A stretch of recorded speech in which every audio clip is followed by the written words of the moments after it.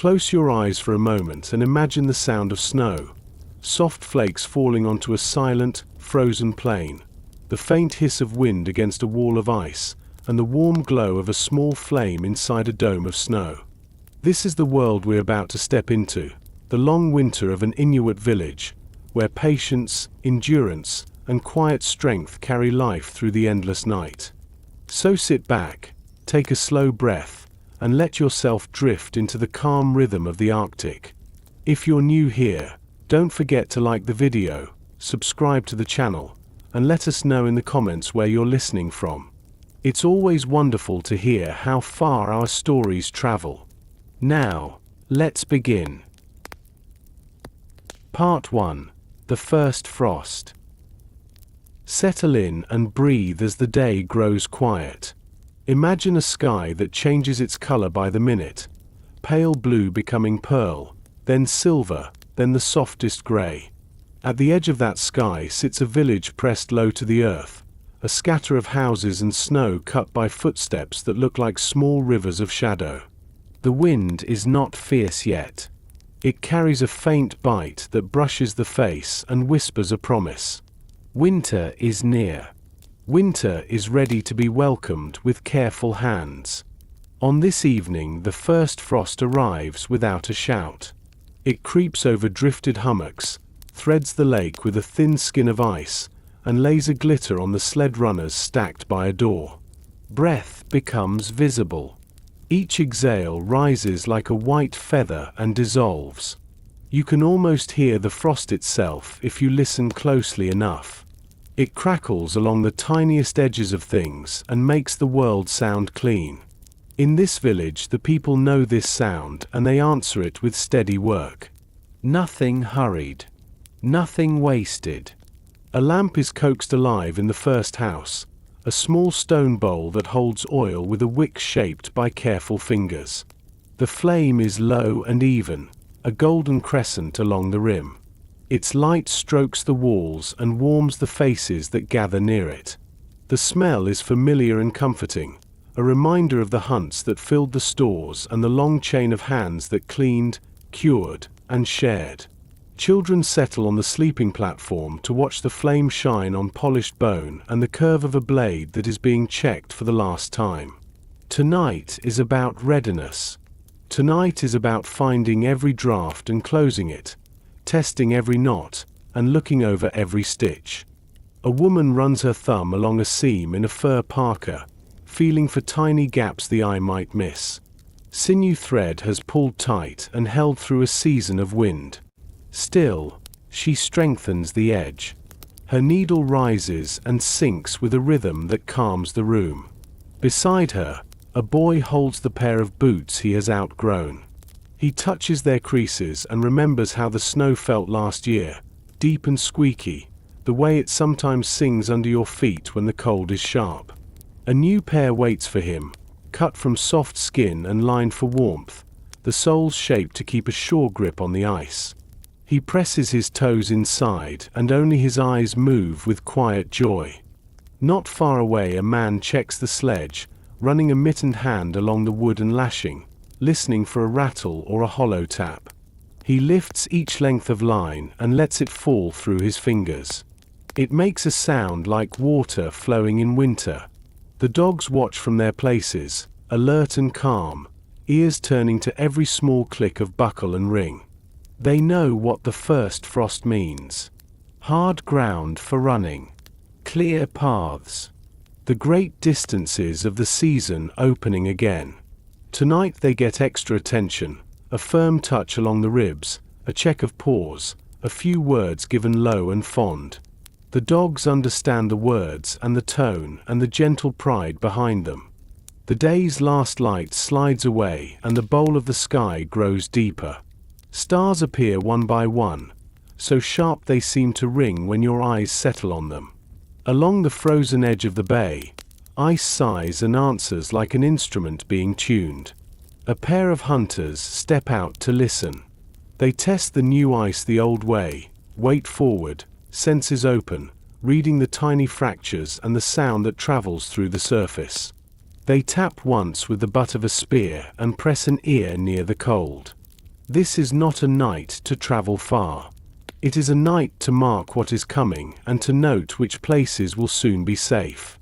They walk home by habit and by starlight, following the clean line their village has pressed into snow. Inside, dinner is a simple feast. Warm broth steams in the lamp's glow. Meat has been cut with a knife whose edge reflects the flicker and the faces around it. The first spoonful is always the best because it heats the throat and spreads to the hands. People pass bowls with quiet thanks. The children try to remember patience, but their cheeks betray their eagerness. A little more is offered with a smile and a nod. Every house shares in the same way, a slow meal taken in the company of family and stories.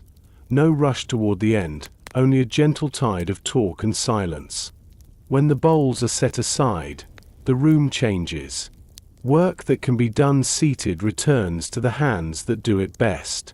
A man rubs oil into a length of line so it will stay supple in the cold. A girl arranges small tools in a skin pouch and rolls it tightly so she can find each piece when the lamp is low. Across the room an elder smooths a harpoon shaft and checks the join where ivory meets wood. He is not thinking of danger. He is thinking of reliability. He is thinking of the clean feeling that comes from knowing your tools will answer you without argument when the day is difficult. The boy with the new boots watches him, memorizing the motion, the kind of patience that is really a form of strength. Later the elder begins to speak. He does not announce a story. He simply turns a memory into a path that others can walk. He tells of a winter when the ice came early and made a sound like distant drums for 3 nights. He tells of how the people read those drums and decided to wait one more day before traveling, and how that small wait gave the ice time to thicken. He describes the first steps taken out across the bay and how the world beneath looked like a dark sky. He is not teaching a lesson in a sharp way. He is letting the room feel how the right choice often grows out of patience and listening. The children lean in. The dog's eyes close and open, restful and watchful at once. Outside, the wind moves around the houses and gathers snow in soft shoulders along the walls. It leaves a pattern that looks like the rings of a shell. The moon is thin and quiet. A few clouds drift low and slow, their undersides lit with a faint glow. Far beyond the village a ridge of blue shadow marks the horizon, and above it the first faint curtain of green lifts and falls. The sky is thinking about Aurora. It is not ready to dance yet. It is practicing the steps. Another lamp is lit and then trimmed to a slender flame. Hands learn this flame again every season. Too high and it smokes and complains. Too low and it stutters. At the right height it gives a steady hum and a warmth that feels like the pulse of a small animal held carefully in 2 hands. The flame reflects along a line of tools and makes their edges look like small suns. Warmth gathers in the chest and spreads outward. The floor creaks softly as someone shifts to a more comfortable seat. A mother tucks a sleeping child deeper into the blankets and smiles at the foot that still peeks out, as if the child might keep one toe in the waking world. The first frost has its own fragrance. It smells clean, like cold iron and fresh snow mixed with the memory of smoke. It slips in when the door opens for someone to step outside. It sweeps the room with a crisp greeting and is gone again when the door closes. In that short moment the lamp flame trembles and then settles, and everyone feels the season arrive in their lungs. Winter has a way of asking for attention. It requests care. It rewards care with a kind of peace that is not easily found elsewhere. Later, a small group steps outside to fetch a skin of water and to stand beneath the stars. Boots sink with a soft crunch. The sound is different from the crunch of deep midwinter cold, but it promises that note soon. Somewhere to the north a fox calls, thin and bright. One of the women tilts her head and answers with a sound that carries just as far, a friendly greeting more than a conversation. The dogs' heads lift and then lower. The people look up together, because up is where the story always seems to begin here, and they follow the trail of starlight to a faint rippling band that gains confidence while they watch. The sky cannot hold back its colors for long. When they come in again, the heat of the room feels generous. Mittens are hung where the air will keep them dry. A skin curtain is adjusted so the sleeping area holds its warmth. The youngest child stirs, sighs, and drifts back down into a place where dreams slow the world to the comfortable pace of a lamp flame. The elder who told the story earlier closes his eyes and lets the quiet of the room settle into his bones. He remembers another first frost from years ago and understands how these evenings link together in a chain that never quite ends. A final check of the house happens without speaking. Hands reach to the places where air might slip through. A seal of snow is pressed a little tighter against one low corner. The lamp wick is trimmed. Tools are set down carefully so the first hand to seek them tomorrow will not have to search. A line is coiled and tucked away. Nothing is left to chance, but nothing is forced. The rhythm of the season sets the rhythm of the room, and the room hums with a sense of enough. The first frost asks for gratitude. Not a loud celebration. A quiet counting. Warmth in the lamp. Food ready to share. Boots that will carry footsteps to the next task. Dogs that will pull and run and rest when they are told they have done well. Hands that can sew and carve. Eyes that can read snow. Ears that can hear ice and wind. A village that knows how to hang together when the cold folds itself over the land and asks who is prepared to greet it. As the night deepens, the sky finally opens its green curtain and lets it drift from one edge of the world to the other. The aurora's movement is slow and silent, like breath. It rises and falls, brightens and dims, and leaves a taste of wonder that will last until morning. It is not the kind of show that demands applause. It is the kind that asks you to stand still for a long time and remember that you are small and safe inside a vast home that keeps many secrets. A father lifts a child who has woken and carries him to the doorway for a moment. The child's eyes widen. He will carry that light inside him long after sleep returns. The lamp is lowered until it is only a thin crescent of flame. Voices drop into the gentle register that makes the heart slow. The village breathes together. The lines between houses are invisible in the dark, but they hold fast just the same. Each door another shelter, each room another island of warmth. Snow rests against the walls like a friendly animal. The first frost lies over everything, delicate and sure. In the morning, footprints will draw a map across it, and by noon that map will be a story with many chapters. Tonight it is a clean page. Before sleep takes the room, one more small task is finished. A child's new boots are placed where morning light will find them first. A mother tucks a scrap of fur inside each to make them feel lucky.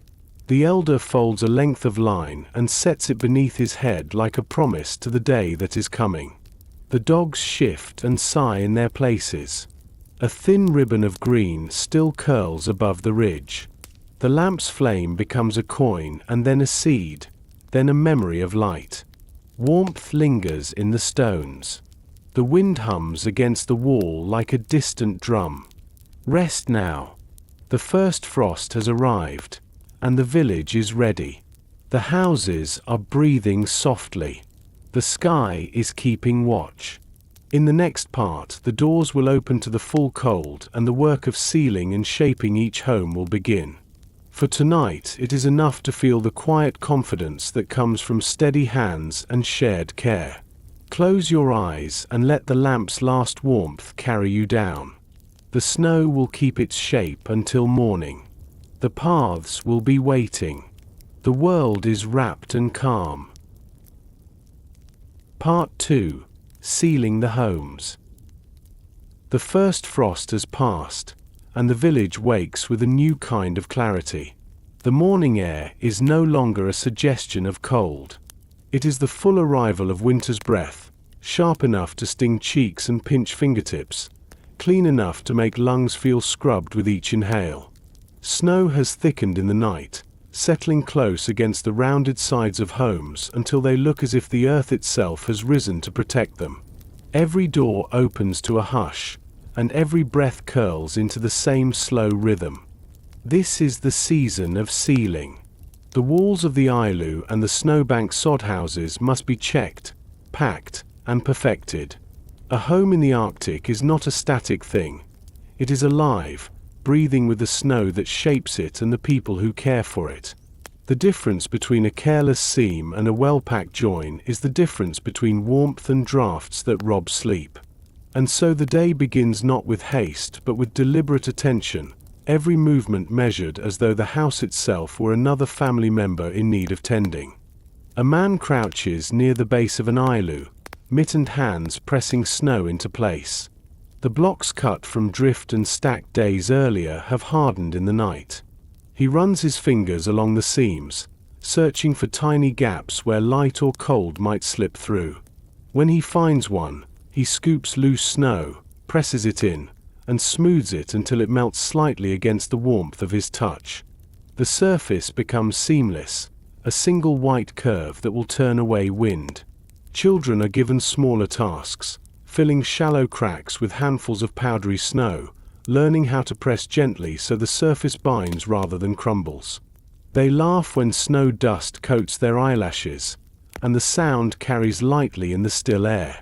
Their mother smiles and lets them work, for each touch is part of learning that survival begins with care of the smallest things. Inside, a woman tends the kulik, the oil lamp. Its flame is steady, sending thin trails of soot toward the roof where they vanish into the snow itself. She leans near, adjusting the wick with a carved bone tool, trimming it so the light remains bright but does not waste oil. The scent of rendered fat fills the air, faint but grounding, reminding everyone that warmth is drawn from the gifts of seal and caribou. As she works, the lamp's glow paints her hands gold, and her children watch as though she were performing a sacred ritual, which, in truth, she is. Step outside and you see the same care repeated in every doorway.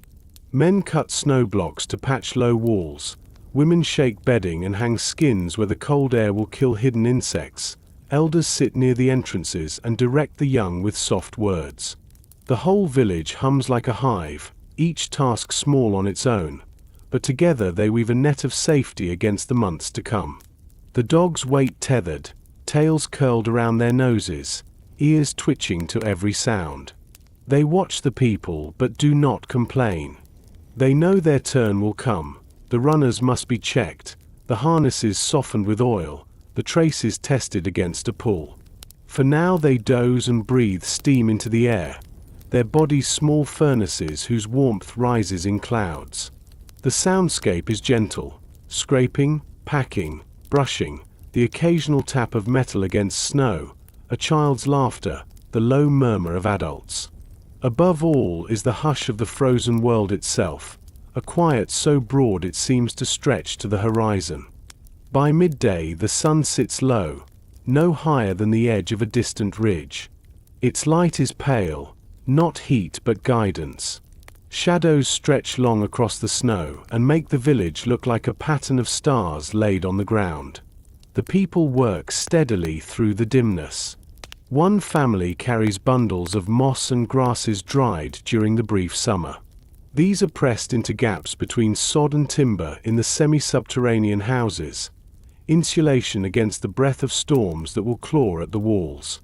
Each tuft is tamped down with a wooden tool, the rhythm like a drumbeat of patience. A child pushes his small hand into the space, laughing at the tickle, then watches it vanish as the crack is filled. What vanishes is not just a gap in a wall, but a weakness in the barrier between life and the cold that waits outside. Inside another home, women patch clothing.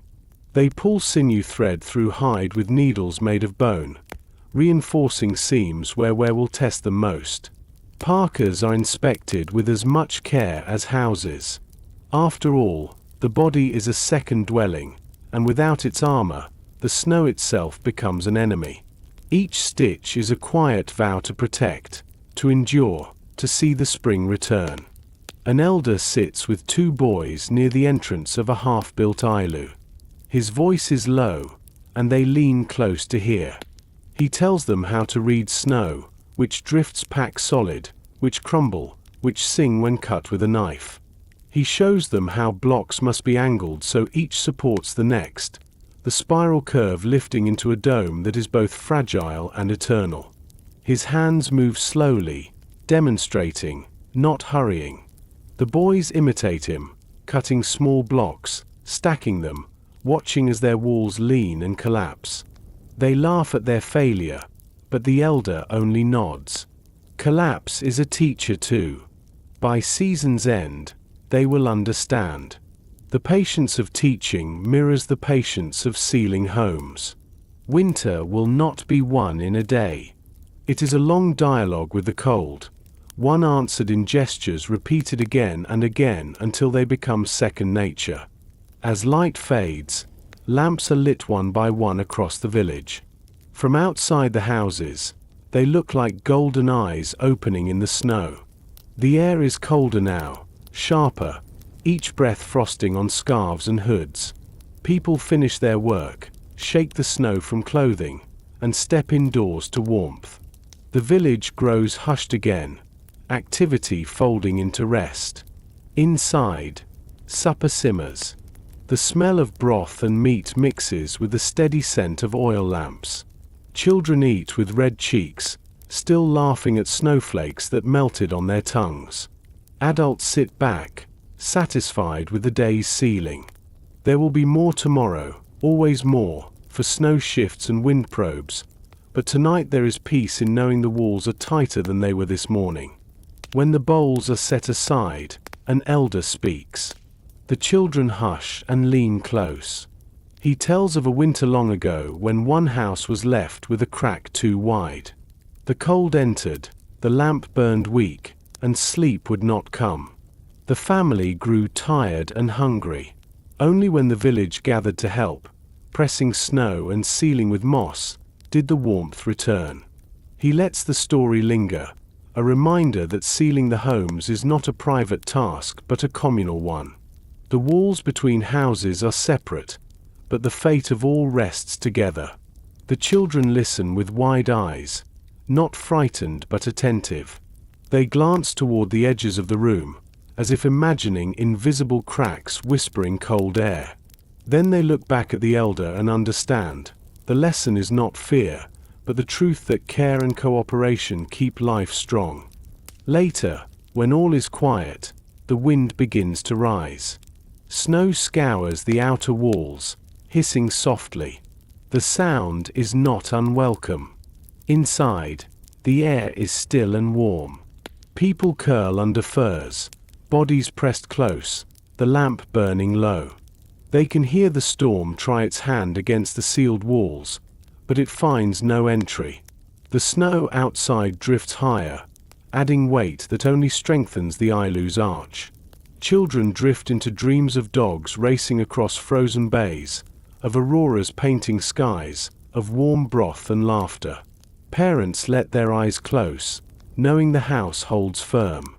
And outside, the village lies like a cluster of glowing stars on the earth, each home sealed, each family wrapped in warmth.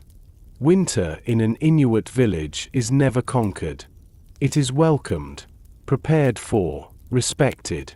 Sealing the homes is not a single task finished and forgotten, but an ongoing conversation with snow and wind, repeated as long as the cold lasts.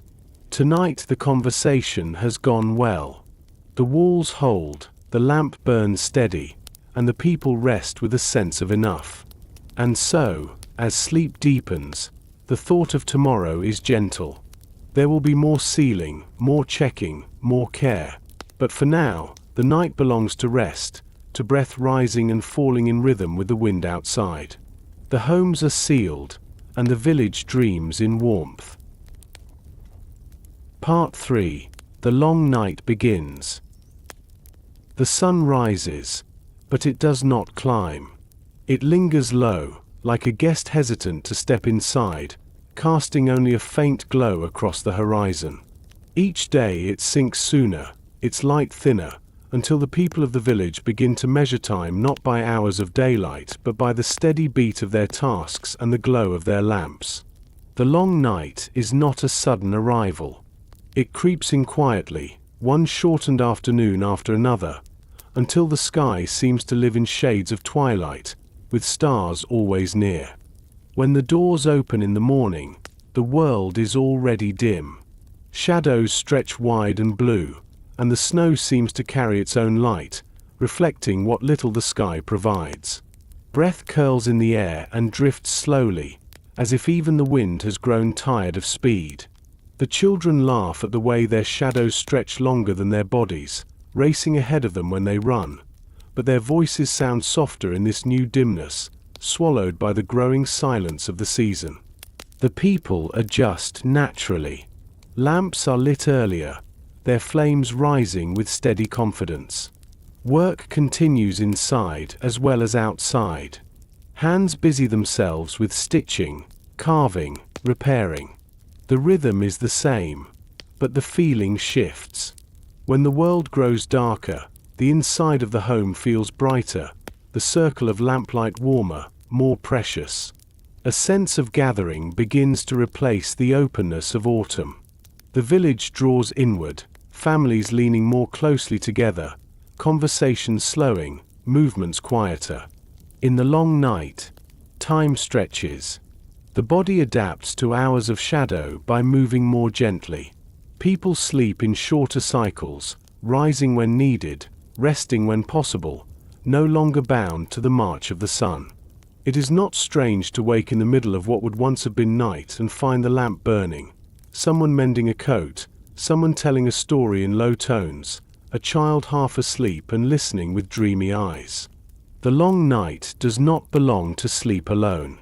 It belongs to stillness, to reflection, to the careful pacing of life so that warmth and energy last.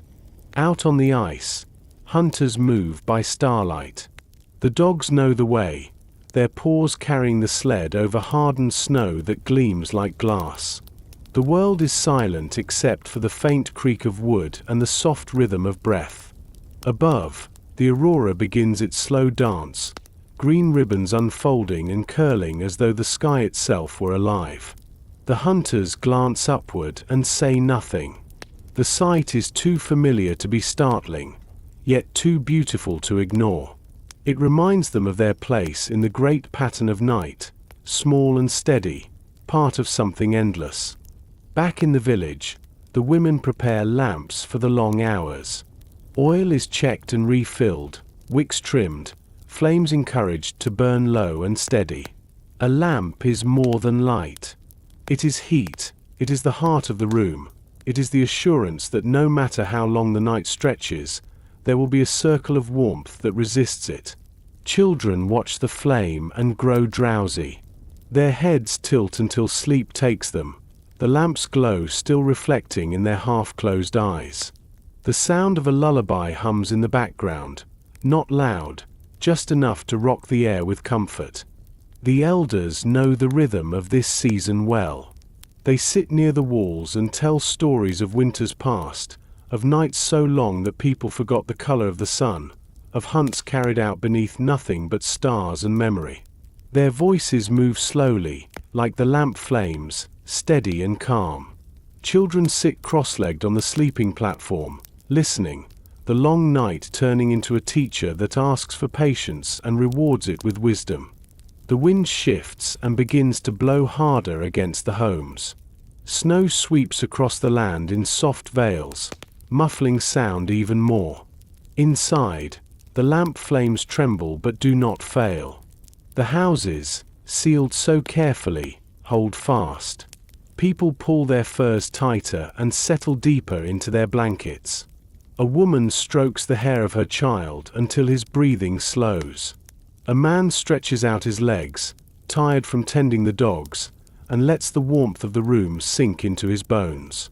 All the while, The snow continues to pile outside, sculpting the homes until they look like white mounds glowing faintly under the aurora.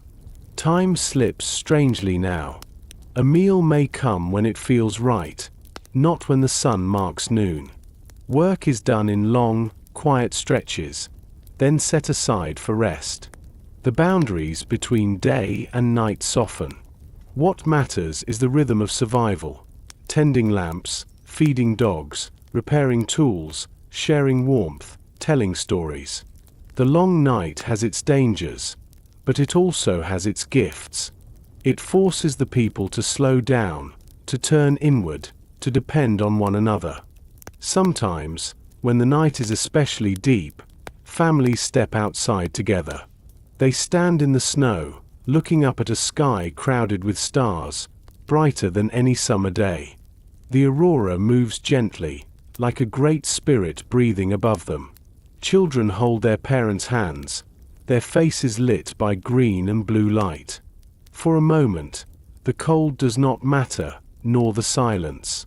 What matters is the reminder that beauty is never far, even in the hardest season. They return inside with cheeks flushed and hearts calmed, carrying the sky's light with them. The long night is not only endured, it is embraced. It becomes a season of listening. The creak of snow beneath boots, the sigh of wind along the walls, the crackle of a lamp's wick, all these sounds grow louder in the absence of daylight. They become music, the slow heartbeat of winter life. People fall asleep to them, wake to them, and trust them as steady companions. When sleep finally takes the village, it is not complete silence. Somewhere a baby stirs and is soothed back to rest. Somewhere a man wakes to feed the lamp and checks the flame before lying down again. Somewhere a dog shifts in its sleep and barks once at a dream. All of these sounds weave together, quiet and ordinary, yet deeply reassuring. The long night continues outside, but inside there is warmth, and there is life. And so, as the season deepens, the people accept that the sun will be gone for many days, replaced by the faithful glow of lamps and the endless company of stars. The long night has begun, and the village meets it with calm hearts and steady hands. The days may be short, but the lives within these snow walls are full, warmed by firelight, bound together by stories, and carried through by the strength of patience. Part 4. A Hunter's Vigil. The night has folded itself over the bay, and the village is quiet except for the soft breathing of dogs. A lamp is lowered, tools are gathered, and a man steps into the dark with the slow certainty of someone who has done this many times.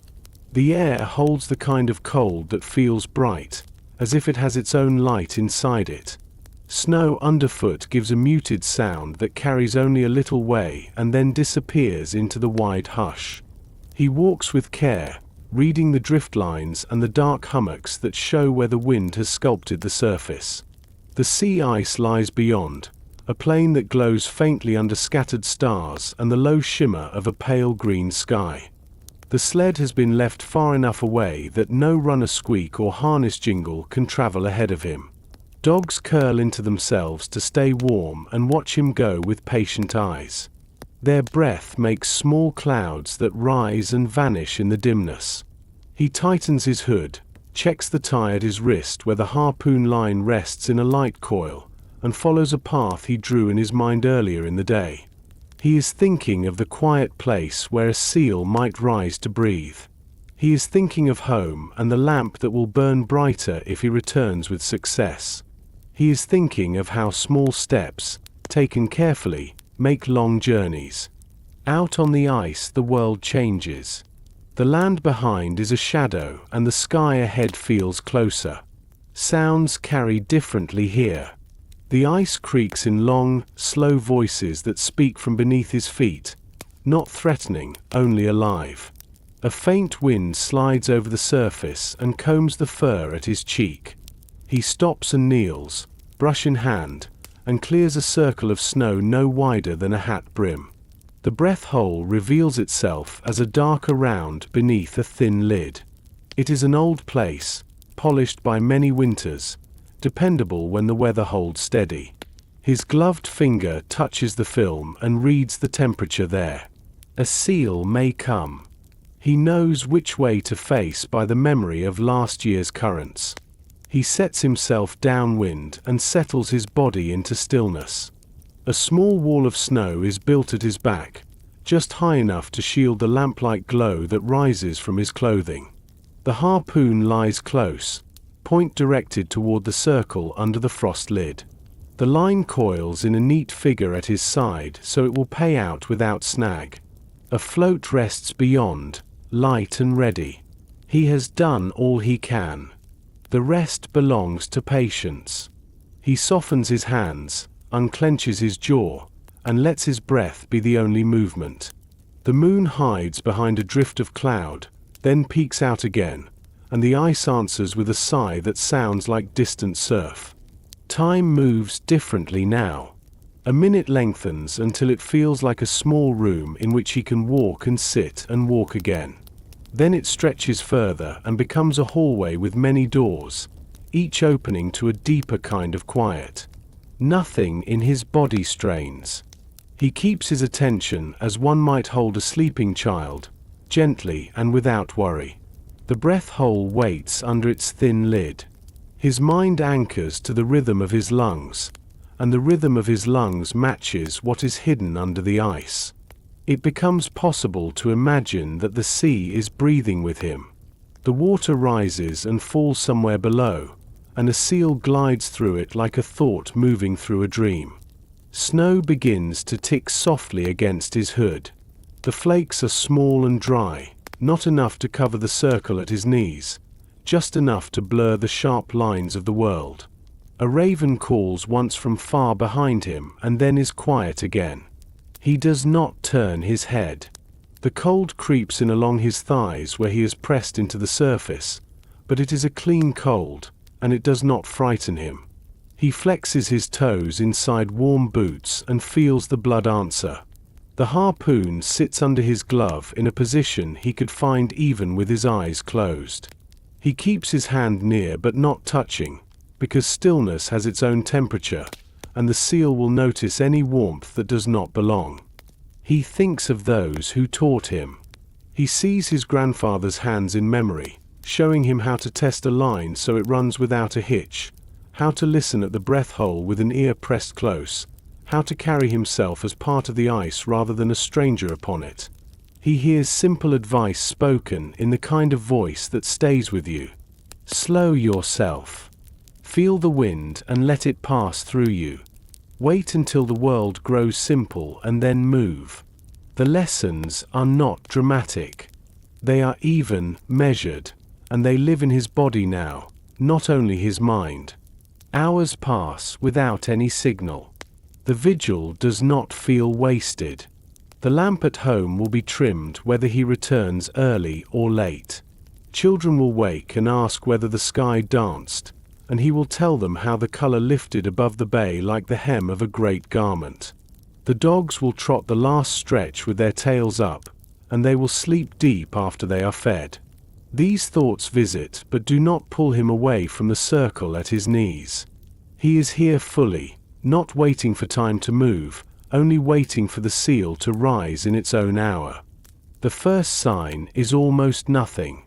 A faint sound like a glove brushing silk, the smallest change in the way the frost lid looks, a breath that is not his own fogging the air in a thin plume that lifts and thins and disappears. His hand tightens around the shaft before his mind has time to form the thought. He does not lunge. He leans in one quick and sure movement, a motion clean as a bird dipping its wing.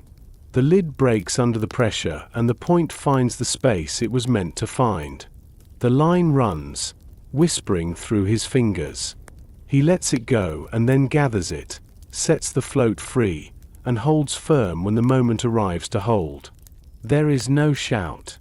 There is only steadiness and the shape of a promise kept.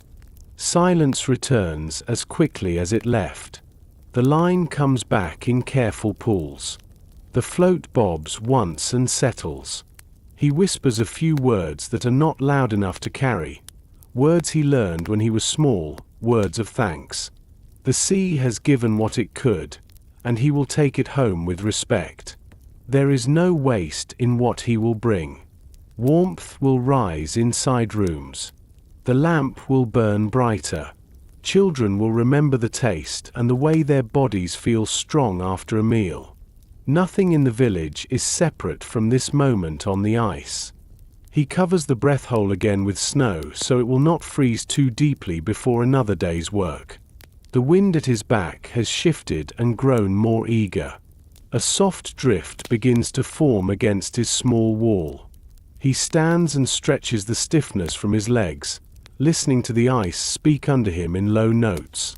The harpoon is wiped and checked. The line is coiled and secured.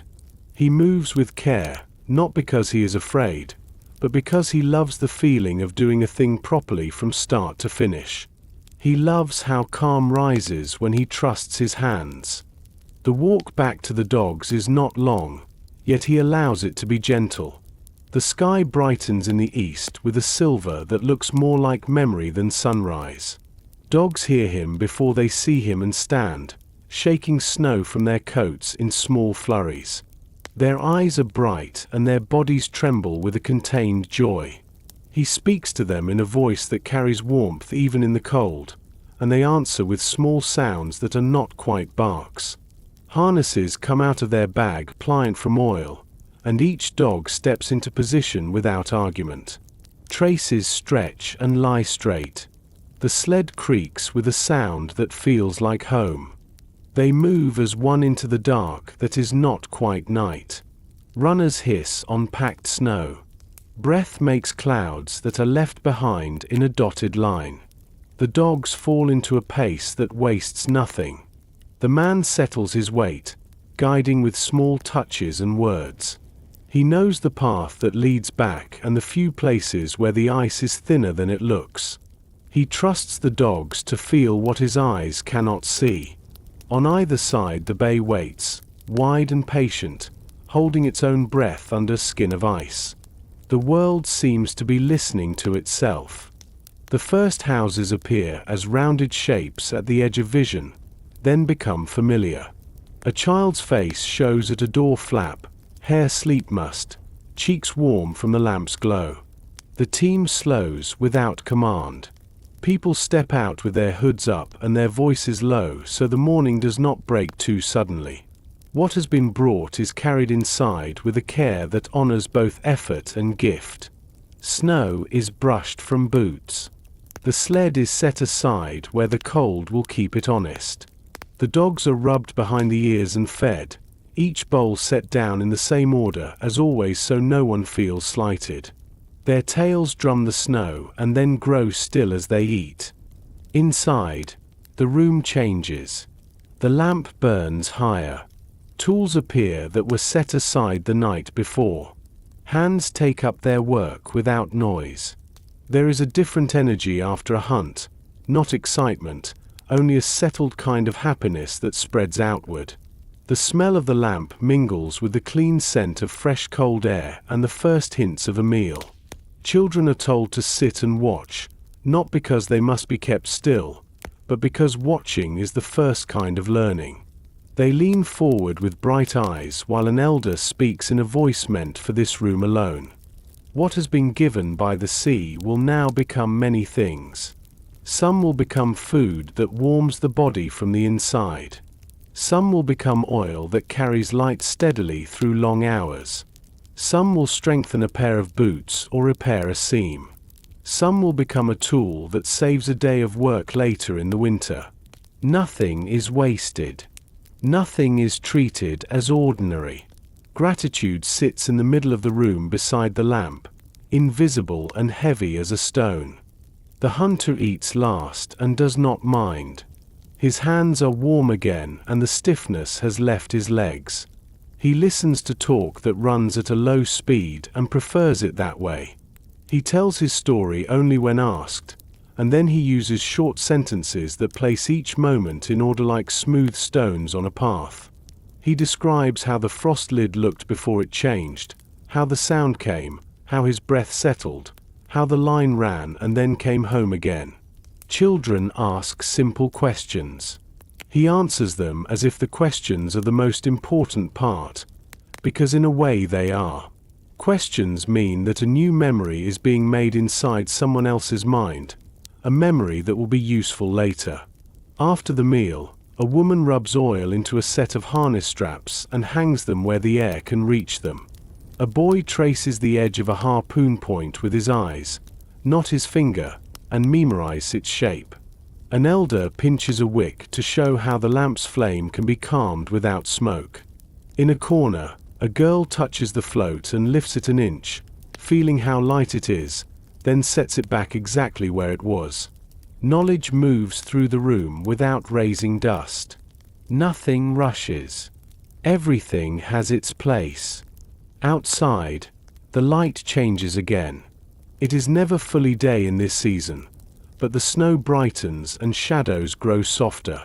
Dogs curl into themselves after their food, paws tucked like tails, noses covered, bodies quiet as stones. The sled waits with a posture that looks patient. The ice beyond the village wears a faint line where the sled came and will wear another when it goes again. The breath hole is covered. The sea continues its slow work under the ice, god of its own dark world, generous and severe, always both. The hunter steps back outside and breathes the cold as if it were a blessing. He looks toward the place on the bay where he sat and feels a connection that is not easily explained. Stillness on the ice has a way of following a person home. It stays in the chest and the hands and makes everything else quieter. Voices sound kinder after it. Work feels simpler after it. The body knows what it can do and does it without noise. He stands for a moment longer, then returns inside because warmth is its own wisdom and there are tasks to finish before rest. As evening folds itself over the village once more, families gather closer. The lamp is trimmed and fed. A child's head finds a shoulder. Someone begins a story not about the hunt that just ended, but about an older winter, a time when the sky refused to show any color for days, and how people kept their courage by listening for the smallest sounds that meant the world was still moving. The story is not told to pass time. It is told to shape it gently, so it fits into the room like a warm stone that holds heat after it has left the fire. Sleep comes as a long tide rather than a sudden wave. One by one, eyes close. The house breathes.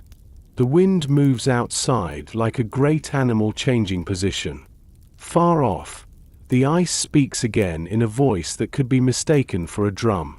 None of this is a threat. Everything is part of the same large body of winter life. The vigil on the ice has ended for now, but its quiet stays behind. It lives in the lamp's steady glow. It lives in the careful way tools are set down.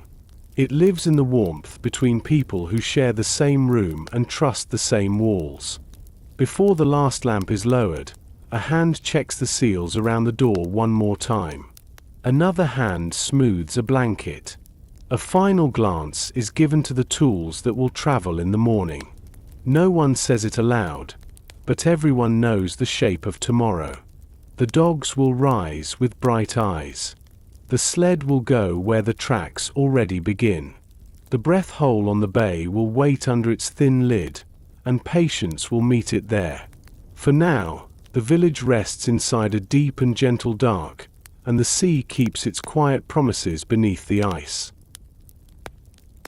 Part 5. Inside the Igloo. The storm has quieted, leaving the village wrapped in deep snow that softens every edge of the houses. Outside, the wind has laid down to rest, and the only movement is the slow drift of powder from roof lines and the faint curl of smoke like frost where breath lingers in the air. Within this silence, life turns inward. The Igloo, round and white from the outside, is alive on the inside, warm and glowing, its walls catching the golden flicker of a lamp flame and holding it close. The long night is always easier when the home is full of light, voices, and the steady rhythm of daily life. Inside, the air feels thick with warmth compared to the sharp cold beyond the door flap. A small tunnel, cut low, keeps drafts from entering. Snow pressed and sealed holds back the weight of winter. The kullik burns near the center, a half-circle flame across the lip of a stone bowl, fed with oil that spreads its soft glow. The light is not harsh. It is steady, calming, and full of life. Around it the family gathers, the circle of flame anchoring the circle of people. Furs are spread on the sleeping platform, soft and thick, their smell a mix of musk and earth that reminds everyone of the hunts and of the gifts of animals that keep them alive. The mother tends the lamp with careful hands. She uses a carved tool to trim the wick, smoothing it along the stone so the flame burns low and even. She leans in close, her eyes reflecting the golden arc of light. The children watch her with silent respect. The lamp is as important as breath. Without it, there would be no warmth, no cooking, no brightness to soften the endless dark. Every movement she makes is deliberate, a gesture handed down through many winters, the sort of work that carries not only necessity but a quiet grace. When she is finished, the flame steadies, and the room seems to exhale with relief. The father works on a length of line, stretching it across his knees, rubbing it with oil until it gleams. The smell of the oil mingles with the warmth of the lamp, filling the igloo with a fragrance both sharp and familiar. He checks each knot, each twist of sinew, murmuring softly as if speaking to the material itself. Across the room, an elder smooths a harpoon shaft with careful strokes of a stone scraper. His movements are unhurried, as if time has slowed to the pace of the lamp flame. Every stroke carries memory. Every curve of polished bone is a reminder of hunts survived, of patience rewarded, of skill that keeps families alive. The children sit on the edge of the sleeping platform, their small hands busy with smaller tasks. A girl threads beads into a cord, her fingers clumsy but determined. A boy shapes a toy with a dull knife under his father's watchful eye, carving the outline of a dog from driftwood, its head lifted, tail curled.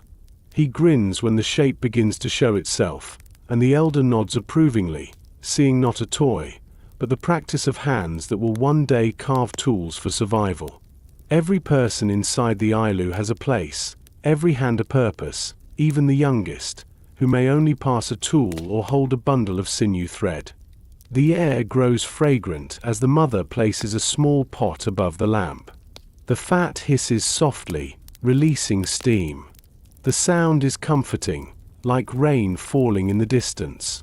Soon the smell of broth spreads, rich and warm, filling the dome with the promise of food. The children lean closer, their eyes bright, their cheeks red from the earlier cold. They whisper to one another, imagining the taste that will soon touch their tongues. Hunger sharpens their patience, but even in their eagerness they know to wait. Food is not eaten in haste. It is shared slowly, each portion a gift that ties the family together. When the meal is ready, bowls are passed around. Each person takes their share, no one more than another, the smallest child included in the same circle of care. The broth warms throats and bellies, spreading heat into fingers and toes. The children laugh softly, their voices rising and falling with the crackle of the lamp. The adults eat quietly, grateful for the food, grateful for the warmth, grateful for the walls that keep out the cold. The elder eats last, but he does not mind. He has always eaten last, and the patience in his manner makes the children understand that gratitude is not about what comes first, but about what is given at all. After the bowls are cleaned, the room shifts again. Work resumes, but it is not heavy. It is slow, deliberate, filled with the sense of a night that stretches wide. The father mends a harness, fingers quick and sure. The mother sews a patch into a parka sleeve, the needle rising and sinking with the rhythm of breathing. The elder places the harpoon aside and begins to speak. His voice is deep, slow, the kind of voice that fills the room without rising. He tells a story of long ago, of a winter when the lamp burned low and the snow pressed harder against the walls, when hunters waited through long hours and the sea gave up its gifts only after patience nearly broke. The children listen with wide eyes, leaning close, their bodies stilled by the story's pull. The elder's words drift like snow, soft and unhurried. He speaks of seals rising through dark water, of dogs pulling sleds across ice under a sky filled with light, of times when the aurora was so bright it seemed the world had two suns, one hidden under the ice and one dancing above. His hands move as he speaks, sketching shapes in the air that catch the lamplight. The children see not only the story, but the memory inside it. They carry it quietly, storing it as they would a piece of dried meat, knowing it will feed them later when the world demands patience again. The lamp flame flickers as the night deepens. Shadows stretch across the dome, long and soft, their edges breathing with the flame. A child curls against his mother's side, drifting into sleep, his small breath rising steadily. Another lies back on the furs, eyes half closed, still listening though the story has slipped into dreams. The adults work on, their voices low, their movement steady, the sound of tools and thread and soft speech filling the room with a rhythm that is almost a lullaby. Outside, the aurora gathers strength. Green light folds and ripples across the sky, unseen by those inside but felt in some deep way, as if the walls themselves carry its pulse. Snow settles, pressing tighter against the Igloo, strengthening it with its weight. The village lies quiet, each house a glowing heart within the white plain. Dogs breathe in unison, their bodies curled against the cold, their dreams filled with running. The long night deepens, but it is not empty. It is filled with the hum of life contained within the snow walls, a hum that says, "We are here, we are warm, we endure." The elder's story ends with a pause. He places his hands in his lap and lets silence speak for a time. The flame steadies.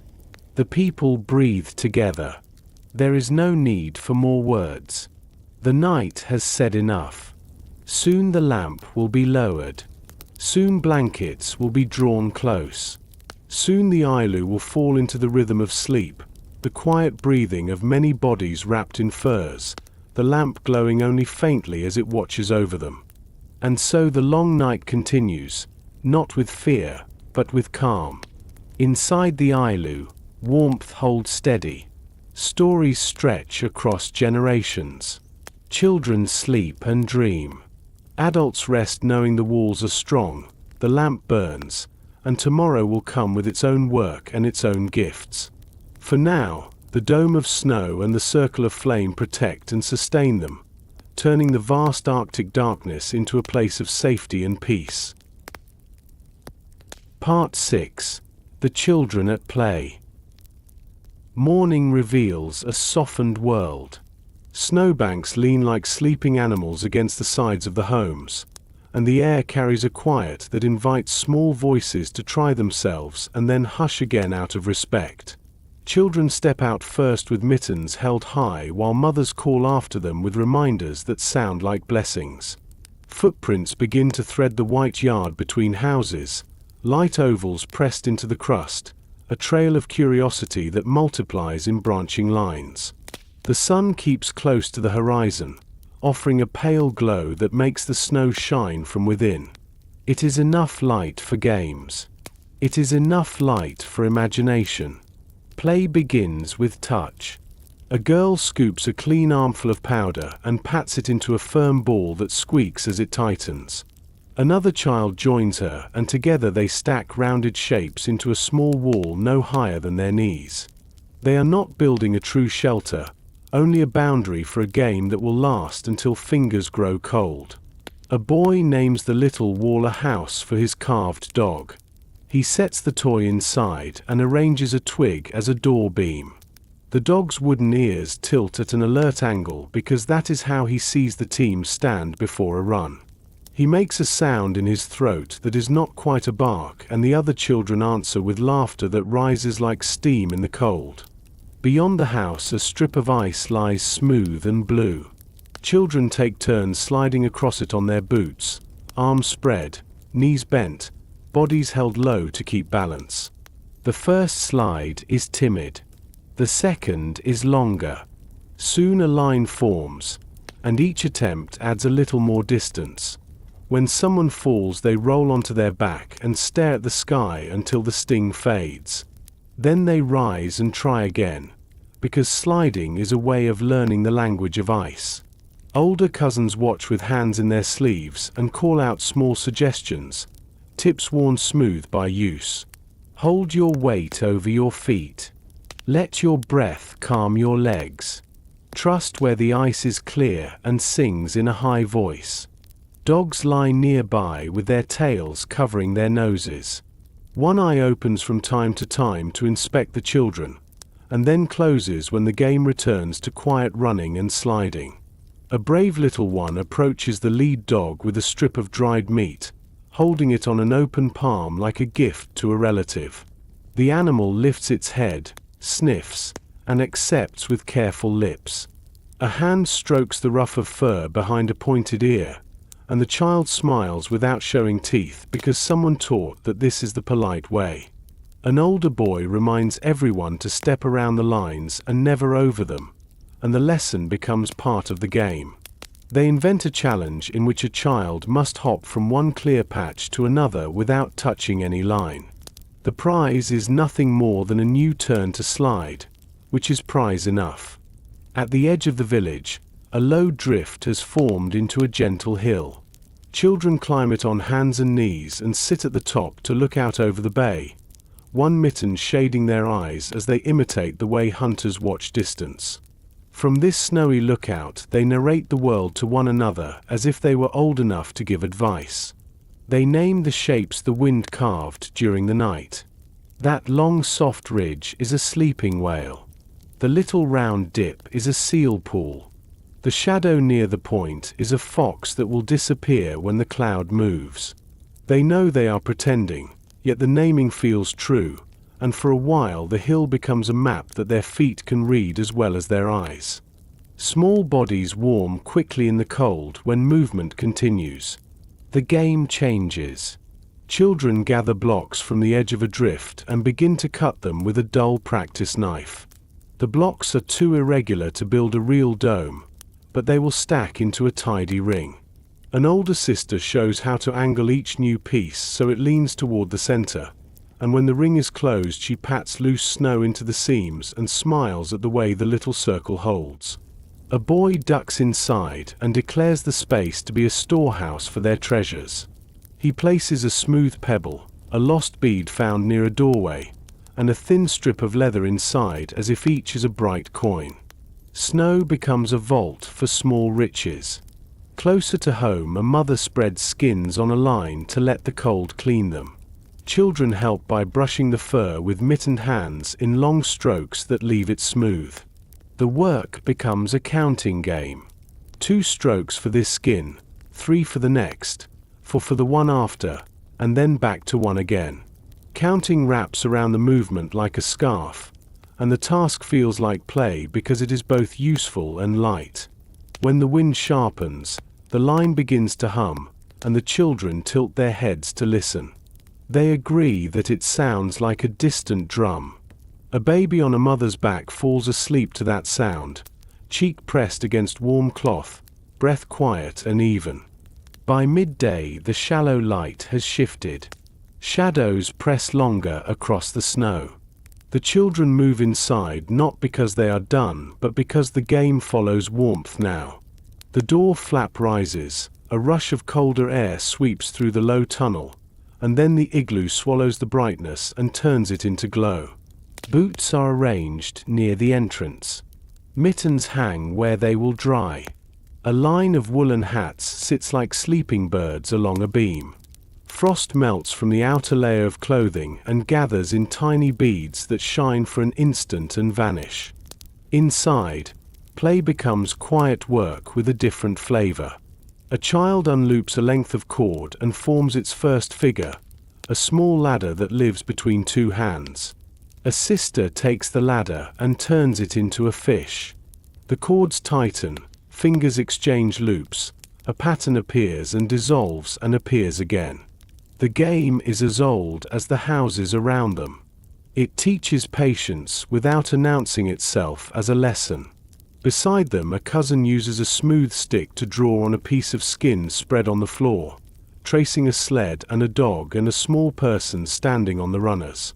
A story grows in the drawing. The sled goes to the bay, crosses a line of scratches that mean pressure ridges, and reaches a circle that means the place where seals breathe. The child adds a second circle and says this one is the moon. No one corrects the map. It is a good map for a story. The lamp is trimmed, and a pot is set above it.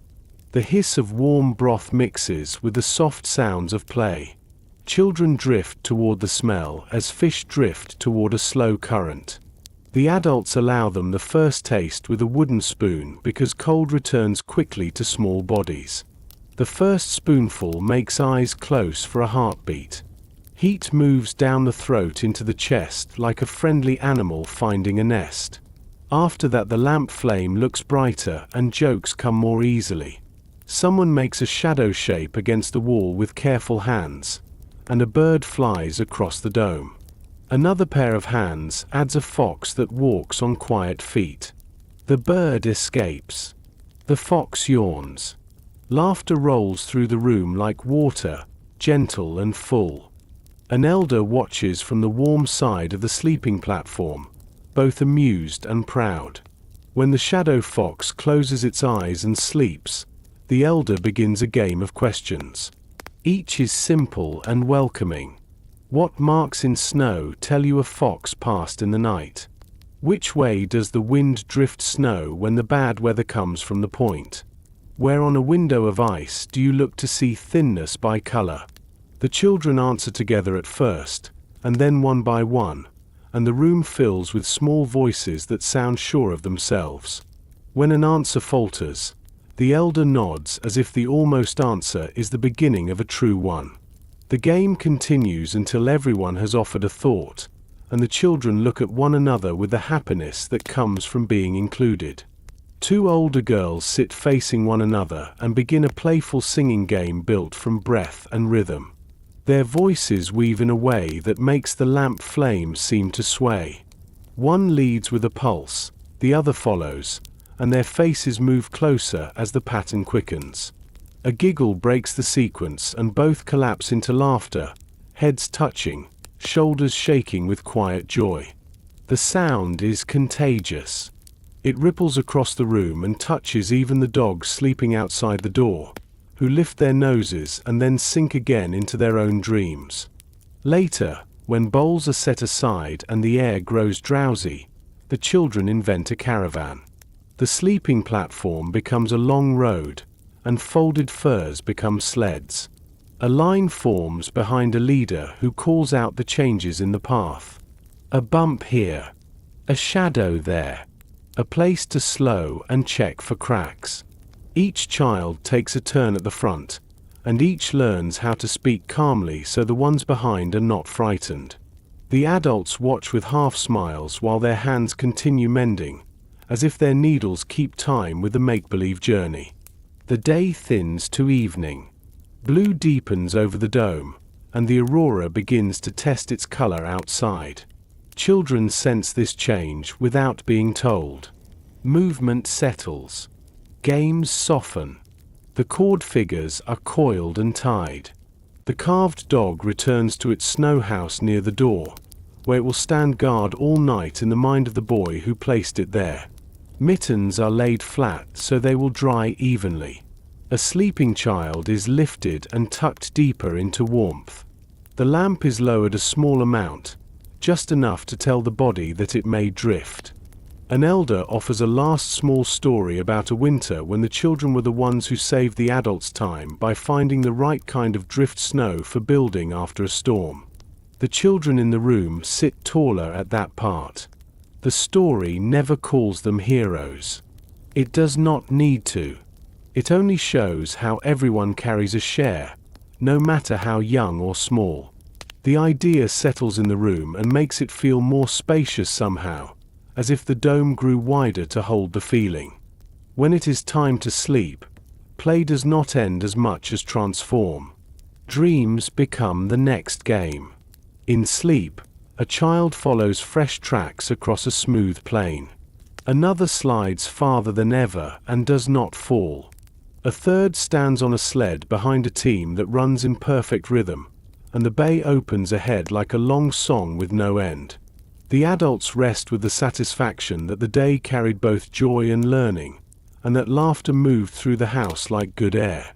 Outside, stars burn close, and the snow keeps its sculpted shapes. The little wall around the carved dog tilts slightly, gathers a thin veil of new powder, and holds. The sliding place on the ice remembers the weight of small boots and waits for morning. A lead dog twitches in sleep, paws running in a world only it can see. The village hums under the long night, alive in a way that quiet does not hide. Before the lamp is lowered to a thin crescent, a mother looks once more at the mittens lined along the beam and the little treasures folded into a small pouch at the edge of the platform. She smiles at the order that play can leave behind when it is done well. A father checks the door seals with the same hand that tied the children's cord for their figures.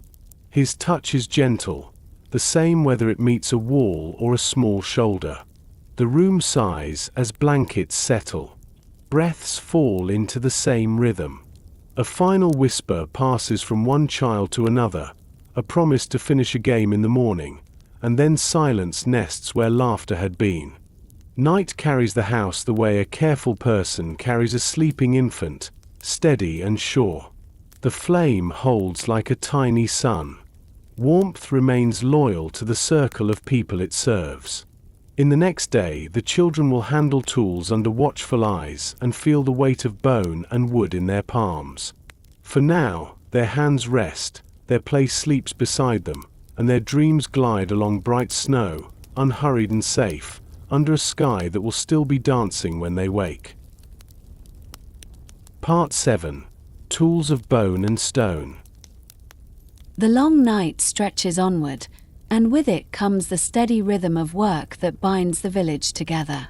Outside, the snow has settled deep, sculpted into soft ridges and swells by the endless winds. The bay lies under its thick frozen skin, silent and still, a world of breath and movement locked beneath.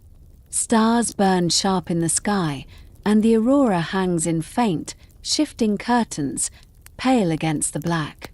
Inside the Igloo, however, there is light, warmth, and the quiet industry of hands that never rest entirely.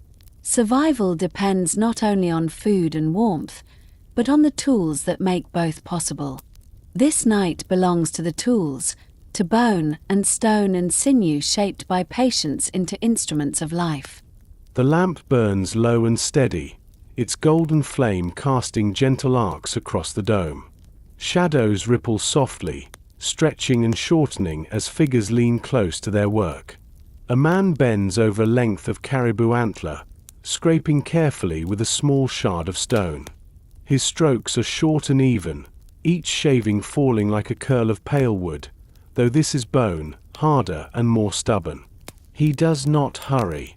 The shape he seeks is inside the antler, and he must coax it out with steady persistence.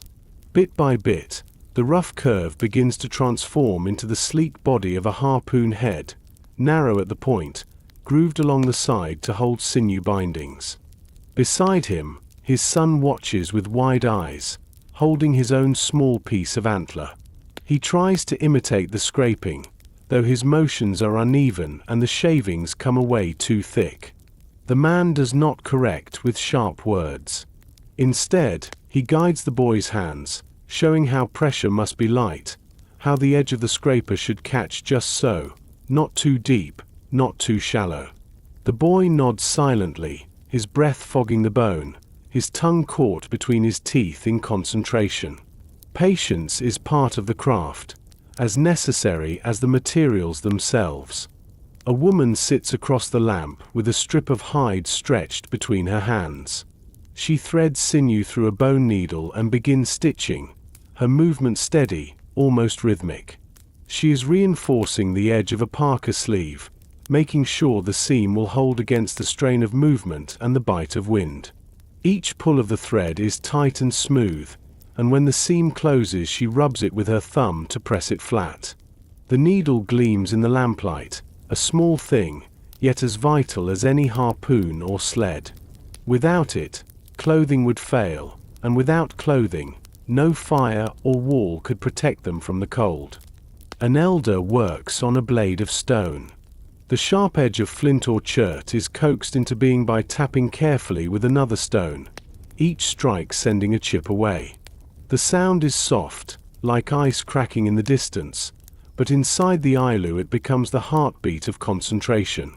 The elder's hands are steady despite their age, fingers remembering motions repeated across decades. Shards collect in a small pile, glittering faintly in the lamplight.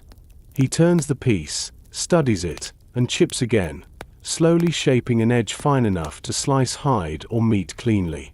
Children creep closer to watch, their eyes catching the spark of stone against stone, their minds memorizing the rhythm.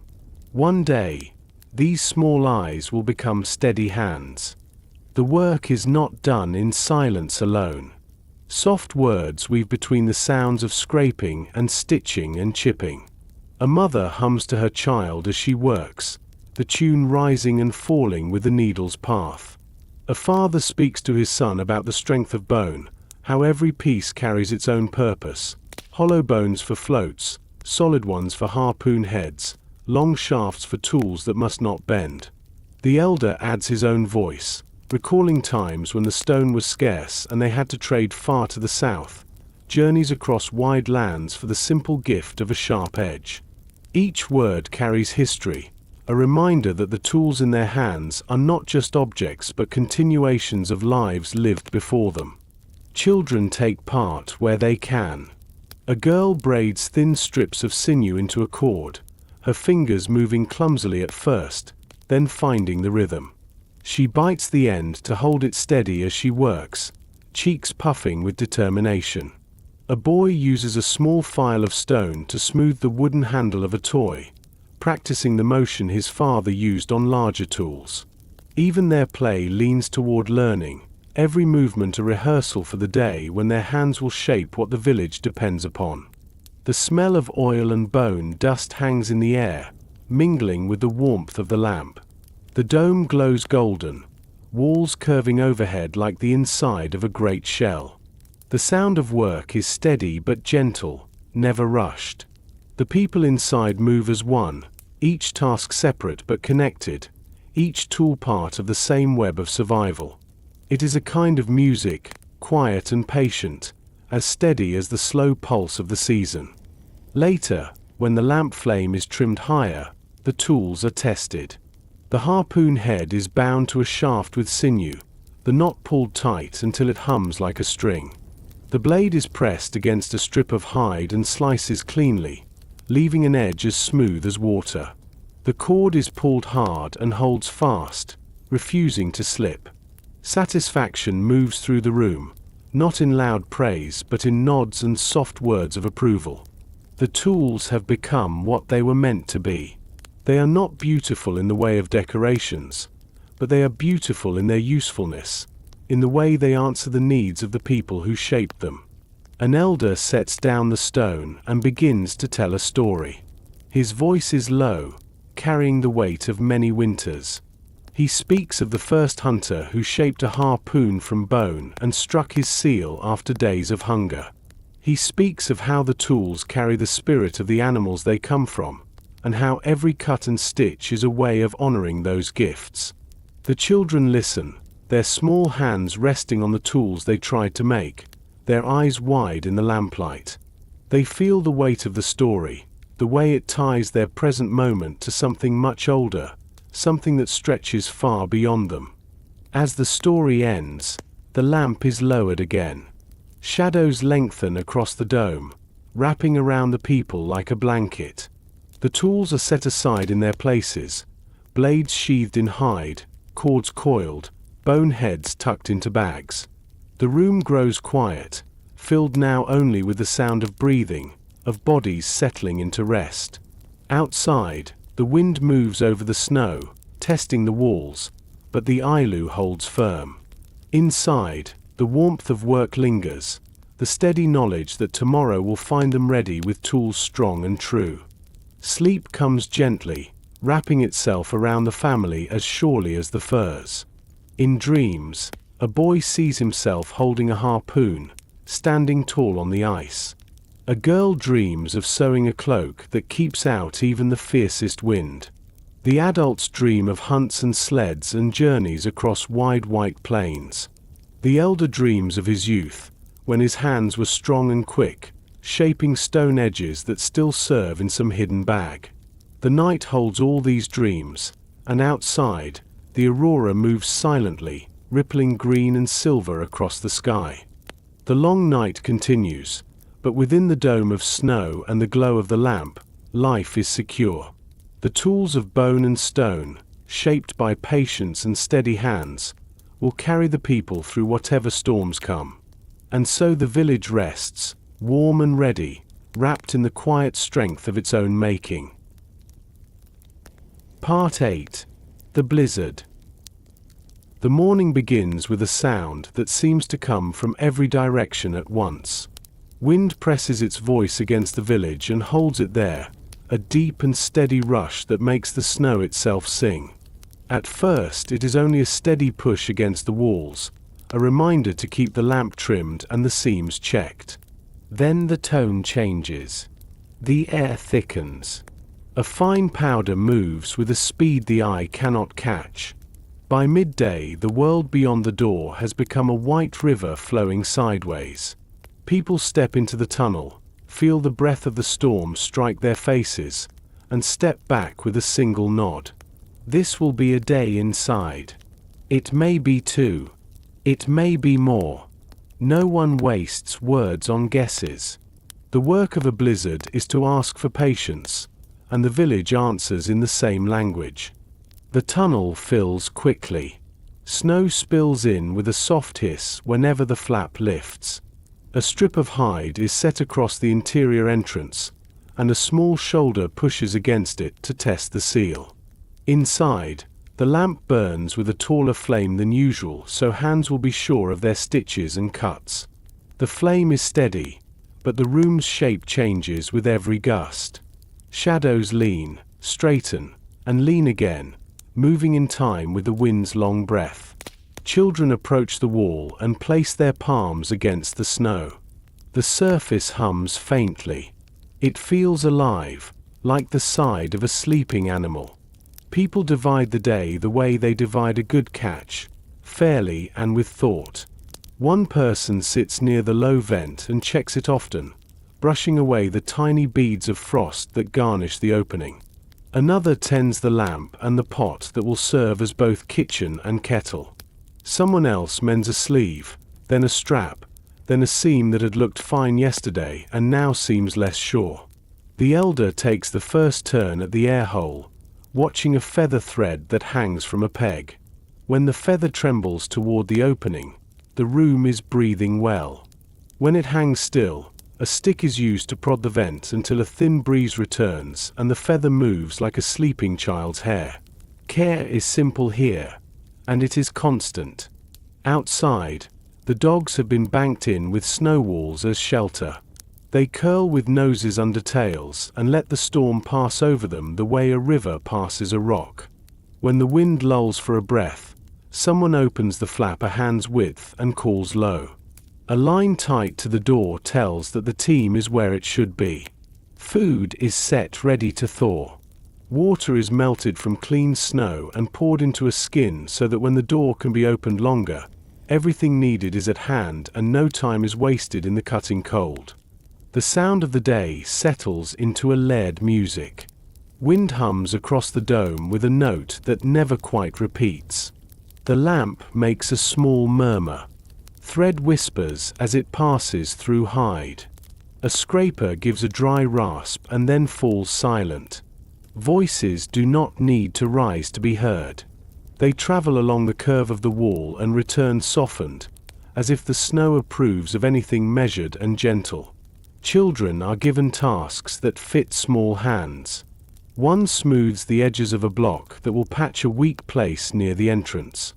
Another sorts tools into a skin bag by the order they will be needed if someone must step out quickly. A third sits by the lamp and keeps an eye on the pot, ready to lift it away if the boil deepens too far. There is warmth in order. An inventory is spoken aloud once, not as a worry, but as a comfort in knowing. Oil level. Meat set to thaw. Dried berries counted. Sinew in good supply. Spare wicks coiled. The elder adds one more line, the kind everyone expects. Patience enough for 3 days, and then gather more. The children smile at that line, because they recognize it. Patience is treated like a material here. It is stored, shared, and renewed. Between tasks, eyes close for short rests. The long night had already loosened the rule of hours, and the storm loosens them further. A mother sleeps sitting up with a child's feet under her thigh to keep them warm. A father wakes from a brief doze and goes at once to check the feather. A boy begins to hum a tune he heard 2 nights ago and stops when he realizes it has become a lullaby traveling around the room on its own. The lamp's flame flickers once as the wind shoves harder. The wick is trimmed, and it steadies with a soft sigh. By afternoon the snow has buried the tunnel. The wall at the entrance thickens and strengthens, which is a comfort, though it makes the room feel smaller. Light from the outside fades to a faint blue that seeps through the snow like water through cloth. The people inside answer by making their own light. The lamp is fed and burns clean. Someone polishes a small ice window to a clearer sheen with a mitten so the blue will come through more generously. A girl holds her carved dog up to the light and laughs softly at the way it seems to glow. Little things become important when the world narrows. They are held up, admired, and set down with care. A story begins without announcement, as stories often do in this house. The elder keeps his voice low and even. He speaks of a winter when the storm lasted 4 days and a team came home by listening to their own breath and counting the places where the land's shape speaks in the wind. He remembers how food tasted after the door opened again, as if every bite were the first bite anyone had ever taken. No one interrupts. The storm speaks at the same time, pushing at the house and releasing it, pushing and releasing, like the sea under ice. The story weaves itself through those surges and rests in the spaces between them. Work returns when the story ends. A parka is turned inside out and inspected for thin places, each spot tested with a thumb pressed gently against light. A needle catches and releases, threading strength back into a sleeve. A cord is braided tighter. A child copies the braid with a bit of spare sinew and beams when the plait holds even after a firm pull. Across the lamp, a man rubs oil into the runners of the small sled that carries things within the house, a sled small enough to be slid along the floor from the sleeping platform to the door. The runners shine after a while, and the sled glides like a piece of night with a nose of light. Hunger comes in waves and is met with hot broth that smells like comfort. Bowls are handled with both hands. Steam softens faces. After food, the air feels warmer against skin, and the noise of the storm seems less sharp. The children settle into a game that travels from hand to hand, a figure made of cord that turns from ladder to fish to star to a new shape someone invents and names wind rope. Laughter arrives in small bursts and fades in the same breath. It is enough. In the late hours, when the wind grows strongest, the room becomes very still. No one moves unless necessary, as if movement itself could tug at the house and give the storm another thing to push. This stillness is not fear. It is a way of leaning with the world. The lamp's flame becomes the center of the night. Eyes rest in its light. Thoughts wander at a calm pace. A mother's fingers trace patterns in the fur near her child's shoulder, and the child breathes deeper. A father thinks about the path to the breath hole on the bay and reviews it in his mind a dozen times so the way will feel familiar when he steps onto it again. The elder thinks about a word from his own youth for a particular kind of snow that rolls across hard crust like dry foam. He says the word softly, and the room repeats it, pleased to add it to the store of things that can be named. Sleep comes, goes, and returns. Short watches are kept. Air hole. Lamp. Dogs. The list circles through the night.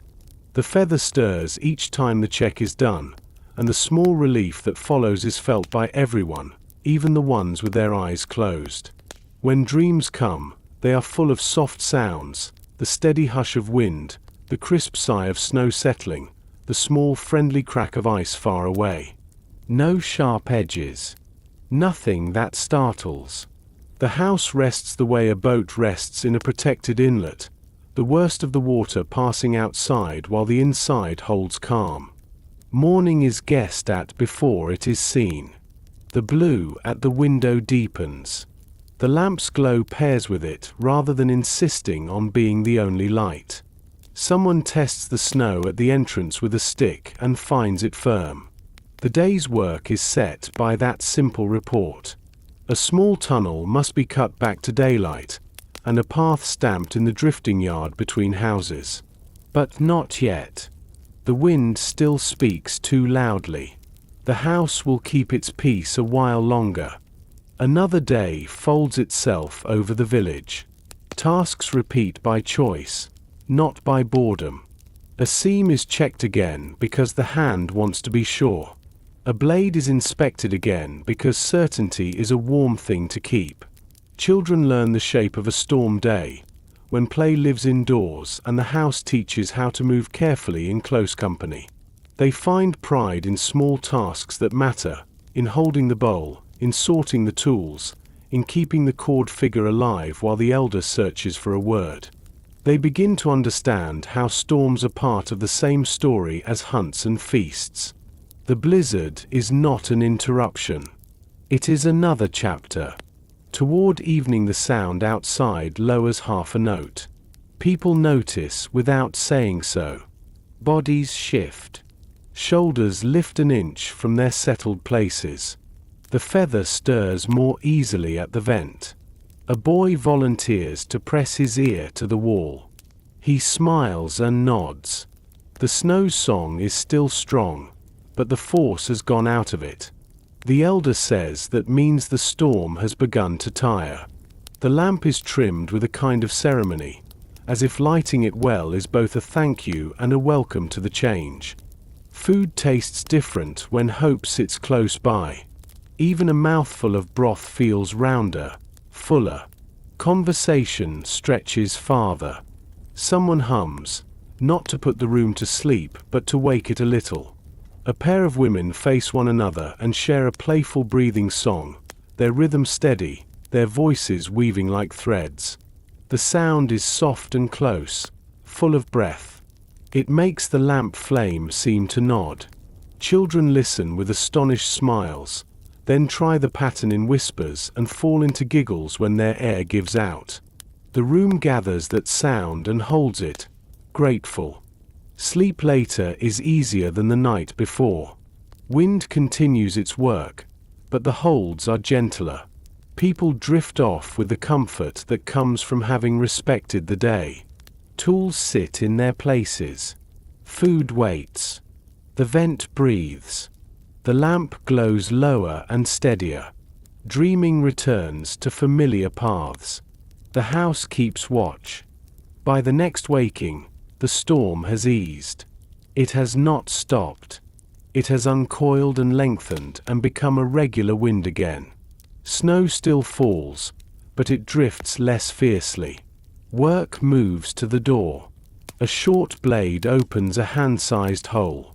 Cold air pushes in the way. A guest pushes a door with a friendly shoulder. The opening is widened until the tunnel is a tunnel again, not a plug. Light slides down it with a blue that looks like water from a deep place. A path is pressed outward a pace at a time, each step stamped twice until it is a firm ribbon. The first sight of the yard is both strange and expected. The shapes of houses are much rounder than they were. Snow copies the village and lays a second village over it, gentle and exact. Dogs appear one by one, shaking powder from their coats, unimpressed but glad. They eat as if it has been a very ordinary day, then lie down against a new wall of snow and close their eyes. People lift their arms and breathe air that has moved freely again. Voices call across the yard, low and cheerful, making sure everyone is whole. Answers come back through door flaps and short tunnels. The count is complete. The village hums in a different key, light mixed with relief. Inside, the lamp is raised to a bright arc. The house is tidied the way a face is washed. Tools go back to hooks. Threads are coiled into neat rounds. A scrap of leather cut during the storm is folded and placed where it will be found quickly. A child touches the feather at the vent and watches it drift toward the opening, then smiles at the feel of that small freedom. A mother lifts the pot and pours hot water into cups because hot water is a joy in any weather. The day will not rush. It will unfold at the speed of the first careful steps outside. Snow still slides from rooflines, and wind still finds corners to play inside. Yet a feeling has shifted. The blizzard did its work, and the village did its own. The house kept its shape. The people kept their patience. The lamp did not fail. In a few hours, the familiar routes will emerge, to the storehouse, to the place where the sled waits, to the trail that leads to the bay. The breath hole will get its first visit after days of listening. Dogs will rise to the lines with a satisfaction they do not need to brag about. For now, standing in the doorway is enough. White lies in every direction, lifted and laid by wind into dunes that look soft as sleeping backs. The sky clears by degrees, washing itself from grey to a clean pale that promises stars. Children step into the first marks and make them deeper, their boots singing a little on the new crust. An elder squints toward the horizon and names the lines the storm left behind as if counting beads. A father tightens the strap on his mitt and loosens it again, feeling the simple happiness of a strap that obeys. Evening will return, but it will be a different evening from the one that began this. Shadows will be longer, not sharper. The Aurora may come to see what the storm has done and paint a slow ribbon across the newly smooth sky. Voices will drift from house to house. Stories will be told with a little more laughter than the night before. And sleep will arrive early and deep, bringing dreams of wide paths and clear air. The blizzard will already be turning into a story, not an event to fear but a lesson about how a house can be a heart when weather demands it, and how a heart can hold steady when the wind tries its best to move it. In the quiet that follows great noise, gratitude shows itself easily. It is felt in the small pleasure of a vent feather that leans as it should. It is seen in the clean ring left by a freshly polished lamp. It is heard in a child's voice that asks if the chord game can begin again, and in an elder's reply that sounds like yes and like rest at the same time. Night settles without argument. The house glows. The village breathes. Snow becomes a friend again, heavy at the walls in a way that comforts. Somewhere beyond the ridge, the sea waits under its lid, ready to lend its breath back to the people tomorrow. For tonight, they sleep inside what they have made with their hands and their patience, and the world outside sings a softer song. Part 9. Songs and Spirits. The storm has passed, and the village stands again in calm silence, its houses half buried in soft drifts, their rounded tops glistening in the faint light of the horizon. The air feels lighter after the blizzard, as though the world itself has exhaled. Dogs stretch and shake themselves awake, tails beating small rhythms against the snow. Children climb on the new mounds, sliding down in laughing bursts before their voices are swallowed again by the wide quiet. Yet as the day leans into the long night, a different kind of gathering begins inside the houses. The tools are set aside, the work slowed, and a hum rises in the lamplit air. It is time for songs, time for the spirits of memory and story to sit with the living once more. Inside the dome of snow, warmth builds slowly. The lamp glows brighter than usual, its flame coaxed into a tall, steady arc. Shadows stretch up the curved walls, flickering gently with every breath of air. People sit close, leaning against furs, children pressed to the sides of their mothers, elders settled where their voices will carry without effort. The house feels full even when no words are spoken. The air itself hums, waiting. It begins with a drum. Not a loud drum, not the kind that rattles walls, but a handheld circle stretched with hide, tapped in a rhythm as steady as footsteps in snow. The elder holds it across his lap and lets his palm fall in measured beats. Boom, pause, boom, pause, a sound that enters the chest and stays there. Children widen their eyes.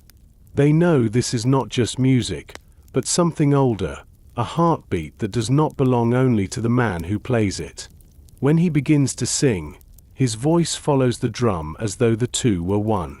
The melody is low, carried more by breath than by pitch, a song of calling and answering, of asking and receiving. The words do not tell a simple story. They rise and fall in patterns that circle back on themselves. Some are old words whose meanings only the elders know fully. Some are sounds that belong more to the body than to speech, sighs and calls that imitate wind or the cry of animals.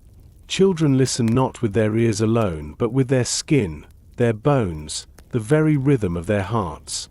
The song does not ask to be understood. It asks to be felt. And so it flows through the room, wrapping everyone in its slow, steady embrace. A woman lifts her voice in answer. She sings in a higher tone, weaving through the elder's rhythm like a bird riding a current of air.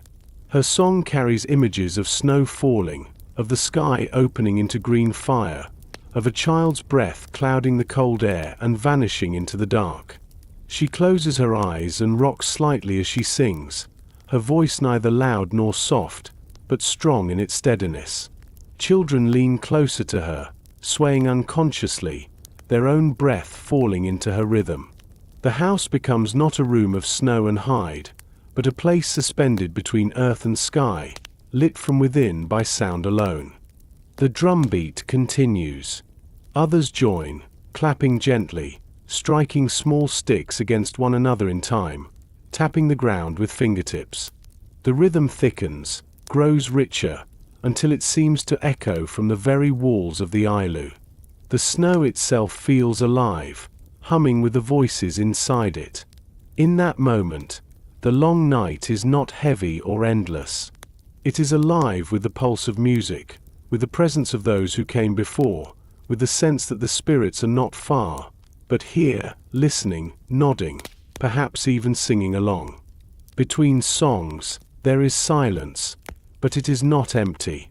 It is the kind of silence that feels full, like the pause between waves or the breath before speaking. In that quiet, children whisper questions. Who are the spirits? Where do they go when we do not sing? The elder answers not with explanations, but with another story. He speaks slowly, each word clear and careful, like footprints pressed into fresh snow. He tells of a time when a hunter lost his way in the white dark and followed the sound of a drum until he found the path home. He tells of how the sound was not made by any living hand, but by the land itself, guiding him back. The children listen with wide eyes, the lamp flame reflected in their faces. Another elder begins a tale of the sea, of seals that carry the souls of ancestors in their eyes, of the respect required when taking their lives for food. He speaks of how every animal carries a spirit, and every act of hunting is also an act of listening, a conversation between beings. His words are not warnings but reminders, spoken gently, offered like gifts. The children nod solemnly, their fingers tracing patterns in the furs, their minds carrying the weight of the story like a hidden treasure they will one day pass along. The singing returns, softer now. A young woman hums a lullaby, her voice slow and round, the kind of song that does not rise or fall but floats like smoke. She sings of stars and of the long journey of the sun, of dreams that follow the aurora's path, of warmth that waits within the circle of family. Mothers rock their children, stroking hair and faces, eyes shining in the lamplight. The rhythm of the drum slows, matching the lull of the song, and the whole room begins to breathe together, slow and deep. Outside, the aurora strengthens, spilling wide across the sky in waves of green, edged with faint pinks and blues. Though the people inside cannot see it, they feel its presence. The snow walls tremble with light, the dome glowing faintly as though touched by some invisible brush. The singing seems to rise into that glow, threading through the sky, a bridge between what is human and what is beyond. The spirits are here. They are always here, but tonight the people feel them close. The songs continue until voices grow tired and the drumbeat fades. Silence returns, soft and whole. The lamp flame trembles once, then steadies. People settle into their furs, bodies pressed together in warmth, eyes closing one by one. Children drift into dreams where seals look at them with human eyes, where auroras sing above the ice, where drums beat from the heart of the snow itself. Adults rest with the calm that comes from having sung, from having called the spirits close and listened in return. The long night outside stretches without end, but inside the Igloo, time has its own shape. It beats in rhythm with the drum. It flows in the curve of songs. It settles like snow into silence, heavy and soft. The house is not just a shelter of ice tonight. It is a vessel of sound, of memory, of spirit. It breathes with those within it. It dreams with them. And as the aurora curls overhead, the village sleeps under a sky that listens, a sky that keeps every note safe. Part 10. A Night of Aurora. The night opens slowly, stretching wide over the frozen bay. The storm is long gone now, and the air holds that particular sharpness that comes only after great winds have passed. Each star is etched clearly in the sky, as if the cold itself has polished them. The village lies still, its houses half buried in clean drifts, each doorway closed against the chill. From a distance, it looks like a cluster of small hills glowing faintly with warmth. Yet tonight, even the comfort of lamplit domes cannot keep the people entirely inside. Something moves in the heavens that calls them out into the snow. At first it is a shimmer, so faint it might be mistaken for a trick of the eyes. A pale green glow stretches along the horizon, wavering like a curtain caught in a light breeze. Then it lifts higher, a ribbon unfurling, flowing silently across the sky. The aurora has begun its dance, and word moves through the houses like the spark of fire. Lamps are lowered, furs are pulled close, and one by one, families step out into the long night. The cold bites quickly, but no one minds. Breath rises in plumes, hanging in the still air before drifting upward, as though joining the light above. Children laugh softly, their voices carrying into the open dark, then fading as their eyes tilt skyward and their mouths fall open in awe. The aurora swells now, no longer faint but bright, a river of living color that spills across the black sky. Green bends into arcs, then folds into ripples, then flares into sudden sheets of light that seem to reach for the earth. At the edges, a blush of pink and violet shimmers like dawn hidden in the night. No one speaks loudly. The silence is too deep, too holy. Parents place hands on their children's shoulders, steadying them not out of fear but out of reverence, as though the sky might sweep them upward if they leaned too far. The dogs sit in the snow, ears pricked, eyes reflecting the colors above. Their breath comes in steady streams, and for once, even they do not fidget. The world is wrapped in stillness, every creature listening to the soundless song that fills the heavens. An elder lifts his face, his hood pushed back so the cold stings his skin. He closes his eyes for a moment, then opens them again, letting the green wash across his gaze. He whispers words not meant for the children, words as old as the snow, thanking the sky for its gifts, for its reminder that life is part of something larger.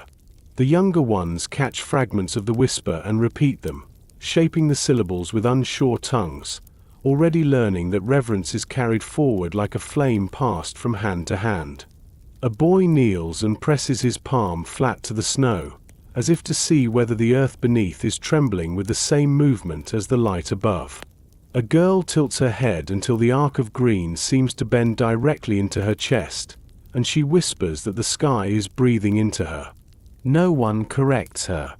The adults glance at one another and smile faintly. Children are closer to the truth of things than they realize. The aurora grows brighter still. It leaps from horizon to horizon, filling the sky with streaming rivers of color. At times it appears to pour downward in great sheets, as though the heavens are spilling over the edge of the world. At other times it curls and twists like smoke rising from a lamp, delicate and intricate. The people stand together, eyes following every shift, every new ripple, their bodies silent, their spirits lifted. In that moment, the long night does not feel endless. It feels alive, carrying them in its slow and magnificent tide.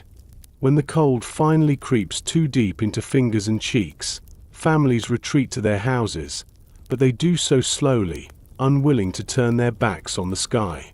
Doors open and close, dogs curl once more into their hollows, and the village sinks back into its warm heart. Yet inside, the aurora follows. Its light seeps faintly through the snow walls, a green glow that makes the domes seem like lanterns scattered across the plain. Children crawl under furs, their eyes still wide, whispering to one another about the rivers of light. Parents nod as they listen, their own hearts softened by the sky's generosity. The elder sits by the lamp and tells a final story before sleep. He says the aurora is the dance of spirits, the laughter of ancestors moving joyfully in the sky. He says it is the sign that the world above and the world below are joined, and that those who have gone are never far. The children fall silent, listening with their breath held. Then their eyes close one by one, and they drift into dreams where they walk across snowfields lit only by the aurora, following ribbons of light that stretch forever. The lamp is lowered, and the house falls into stillness. Outside, the aurora continues, painting the village with colors it does not need to see to feel. The snow hums faintly in the windless night, and the stars burn behind the great flowing curtains. The world is vast, but inside these walls of snow and light, the people are safe, cradled not only by their own making, but by the sky itself. The long night deepens, yet it does not press down. It lifts, carrying with it the memory of colors that will linger even after dawn returns. Sleep settles like snow over the village. Dreams rise like green ribbons, flowing gently, endlessly, through the quiet of the Arctic night. Part 11. The Feast of Fat. The day has been long, the hunt successful. Out on the bay, patience was rewarded with the gift of seal, and now the village gathers to share in its richness. Inside the houses the lamps burn brighter than usual, flames rising steady arcs of gold, fed with new oil that smells sharp and strong. The air itself feels thicker, more alive, as if the very walls lean closer to listen. Outside, the snow lies undisturbed, hushed beneath the wide sky, but inside the igloo there is a warmth that hums with anticipation. Food is not simply sustenance here. It is life, memory, and celebration braided together. When the hunter returns, the meat is prepared with care, each piece divided with thought, each portion placed where it will serve best. There is no waste, no haste. Children watch the adults cut the pieces with knives sharpened only yesterday, the edges gleaming in the lamplight. Their eyes follow the careful hands, memorizing the shape of each cut, the way fat is set aside, the way the richest pieces are reserved for sharing in a circle. A boy leans forward, nose filled with the scent, mouth watering, yet he does not reach. He knows that waiting is part of honoring the gift. When the time comes, the feast begins without announcement. Bowls are filled, hands pass portions wrapped in thin slices of hide, oil placed within reach of everyone. The room fills with steam and fragrance. The first bite is slow, reverent. Warmth spreads down throats, across bellies, into limbs that had known the cold too long. The fat coats tongues and lips, and the taste carries not only comfort but strength. It is food that warms from the inside, food that steadies the body for the night still ahead. Children's faces glow in the lamplight as they eat, cheeks red, eyes closing with each mouthful as though every bite is a story being told to them. The adults eat in silence at first, the kind of silence that comes when gratitude is too deep for words. Then, slowly, voices return. Someone recalls another feast from a winter long past, when the storm had taken nearly everything but patience, and the sea had finally relented with a gift larger than hope. Another speaks of how the first oil lamp was lit after days of darkness, and how the flame rose as if it had been waiting all along. The children listen, half full of food and wholly full of story, their heads leaning against their mothers, their hands resting idle but warm. The feast is not hurried. Each bite is taken as though it might be the last for a long while, savored, stretched. Laughter arrives in soft bursts, not raucous but warm, rolling through the room like a current of air. One child makes a face after tasting a piece too rich for her tongue, and the others laugh with her, not at her, their eyes shining with affection. The elders nod, knowing that even such small moments are part of the memory that will carry the children into future winters. After the main portions are eaten, the lamp is trimmed again and fed with the new oil. Its flame leaps up, golden and alive, throwing shadows that dance across the curved walls. The people lean back, satisfied, bellies warm, hands slick with the remnants of fat. A song begins, low and slow, carrying the rhythm of the feast, its notes unspooling like threads across the room. Voices join one by one, weaving into harmony, the sound rising toward the dome of snow until it feels as though the house itself is singing. Children curl against their parents, listening to the song more with their bodies than their ears. The vibration hums through them, settling deep, carrying them toward dreams even before their eyes close. One boy murmurs softly, asking if the Aurora will return tonight. His mother strokes his hair and tells him that the sky is always dancing, even when clouds hide it, even when eyes are closed. He sighs and drifts, the song following him into sleep. The elders remain awake longer, their voices carrying the song through its final verses. They look at one another over the glow of the lamp, and in their eyes there is both relief and quiet pride. The feast has filled not only the body but the spirit. It has bound the people together in gratitude, reminded them that survival is not a solitary act but a circle, shared and sustained. Outside, the village rests beneath the vast night. Snow presses against the houses, strengthening them, holding in the warmth of bellies full of fat and hearts full of song. The dogs sleep deeply, their bodies curled tight, their dreams full of running. Above, the aurora unfurls again, slow ribbons of green and silver spilling across the sky, unseen by those who sleep but felt all the same. Inside, the lamp is lowered, its flame now a thin crescent, steady as breath. The house exhales. The people sink deeper into furs, their warmth shared, their dreams heavy with food and story. The long night stretches on, but it does not feel endless. It feels rich, filled with the memory of the feast, with the hum of voices, with the strength of the seal's gift. In the morning, there will be new work, new tasks, new patience to gather. For now, the night is enough. The feast is enough. The people rest in fullness, cradled by snow, by story, and by the silence of the Arctic dark. Part 12. The Dog's Rest. The feast has passed, leaving behind warmth that lingers in bellies and in the lamplit air. The houses grow quiet as people drift into rest, but outside, another rhythm continues. The dogs lie in their hollows, each curled into itself, noses tucked beneath tails, bodies pressed against snow walls they have scraped with their own paws. Steam rises gently from them, caught in the faint glow of the aurora that still drapes the sky. The night belongs to them now, to their breathing, to their dreams, to the steady strength they carry for the village. In the dim light of early waking, before the lamps inside have been fed, a man steps out into the tunnel and lifts the flap. The cold greets him with its sharp bite, quick against his cheeks, crisp in his lungs.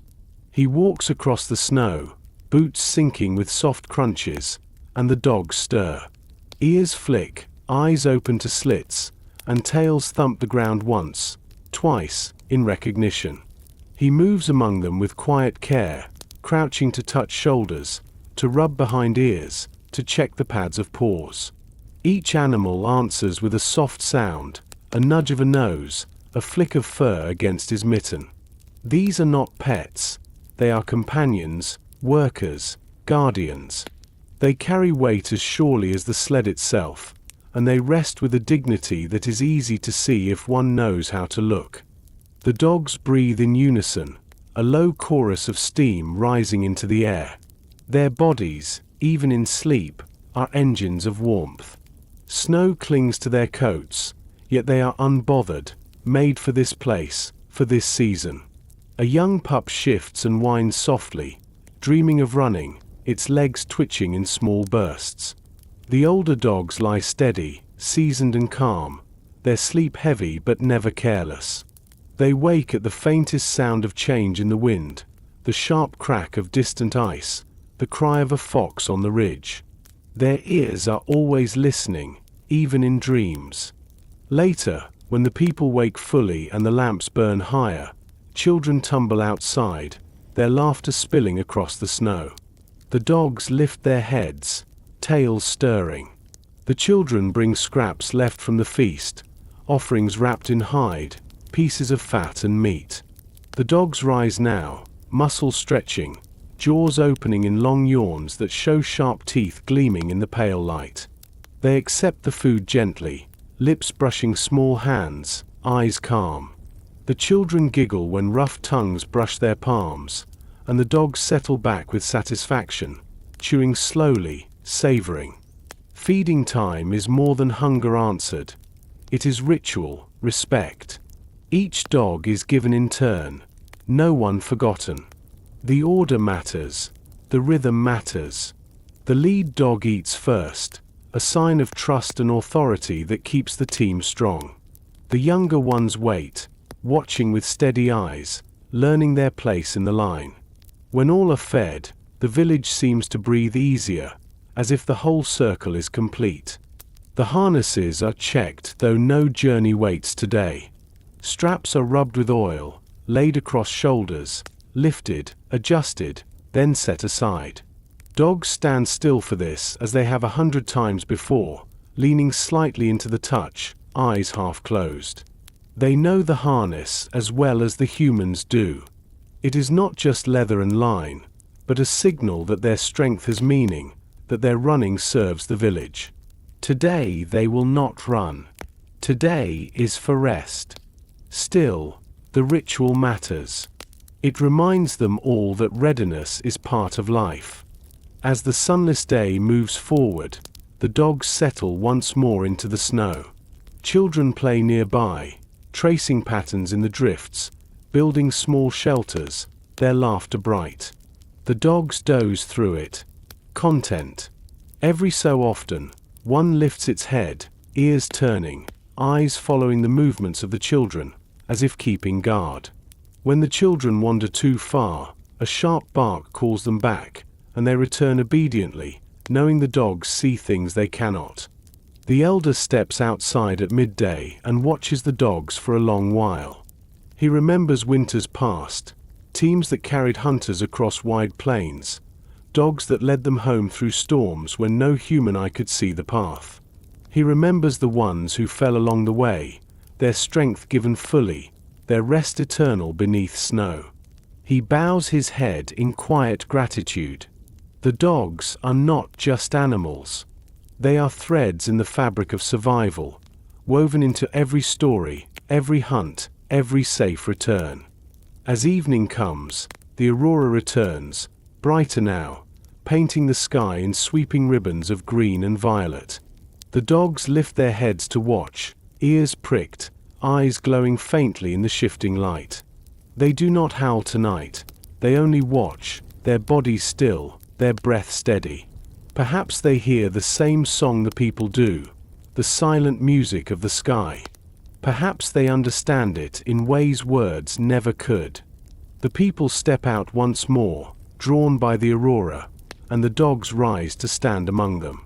Families huddle in furs, children pressed close, while the dogs form their own circle nearby, tails curved, bodies poised. Together they watch the sky ripple and flow. It is a moment shared by all, human and animal alike, a moment when the village feels not small but infinite, tied to the great rhythm of the heavens. Later, when lamps burn low again and the people sleep, the dogs lie in their hollows, their sides rising and falling with deep, even breaths. The snow drifts higher over their bodies, blanketing them in silence, but still they are watchful. A paw shifts, an ear flicks, a nose tests the air. They guard the village as faithfully in rest as in motion. Their dreams are of running, of wind rushing past, of sleds flying over ice, of the cries of gulls and the crack of frozen bays. They dream as they live, strong, loyal, ready. The long night stretches on, but it is held steady by the quiet strength of the dogs. Their rest is the village's rest. Their breath is the village's breath. And when morning comes, when the lamp flames rise again and footsteps mark the snow anew, the dogs will stand and shake themselves, stretch into the cold, and be ready, as they always are. Until then, they sleep, their warmth held in the snow, their strength folded into silence, their dreams pacing ahead into the endless white. Part 13. Dreaming in Darkness. The village settles into its deepest quiet yet. After the feast and the songs, after the long hours of tending tools and caring for dogs, the people sink into furs, their lamps lowered to the smallest crescent of flame. Outside, the snow lies heavy, the world pressed into stillness. The aurora has thinned into faint ribbons, as though even the sky has grown tired and turned to slumber. In this hour, when the body rests and the house breathes softly, dreams begin to rise. The long night shapes dreams differently here. They do not come in sudden flashes but in slow waves, moving through the mind like the drift of snow across the land. Children dream first, carried swiftly into strange worlds. One sees the carved wooden dog he played with by day grow to the size of a true lead dog, its eyes shining with starlight. In the dream it runs ahead of him across an endless plain, its paws striking sparks that become constellations. Another child dreams of sliding across the bay, not with boots but with wings, soaring low over the ice, the wind cold on her face, the sea glimmering beneath the frozen lid. She laughs in her sleep, a sound soft enough to blend with the hush of the lamp. Adults dream more slowly, but their dreams are deeper. A mother dreams of sewing, her needle of bone glowing like silver, each stitch pulling not sinew but threads of green light. She mends a cloak that is the sky itself, the aurora wrapping across her lap as if it were a garment for the whole world. A father dreams of hunting, but not of struggle. In the dream he sits beside a seal at the edge of the ice, and the two breathe together, the animal's exhale rising as his own, the rhythm steady, without end. In the dream there is no line between hunter and hunted, only breath shared across the dark water. The elders dream differently still.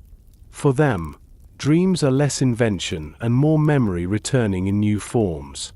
One sees himself as a boy, carving stone edges with hands that no longer shake. Yet in the dream he works not with stone but with pure ice, and each flake that falls becomes a bird flying upward, carrying his youth into the sky. Another elder dreams of journeys long past, sleds running beneath him, dogs pulling strong. Yet the snow is not white in this dream. It glows blue and violet like the aurora fallen to the ground. Each paw print the dogs leave behind turns into a pool of light that lingers, making the trail easy to follow forever. The night deepens, and dreams grow stranger.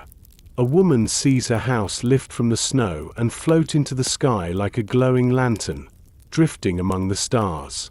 She looks down and sees not just her own village, but many others, scattered across the vast white, each house glowing, each lamp a star on earth.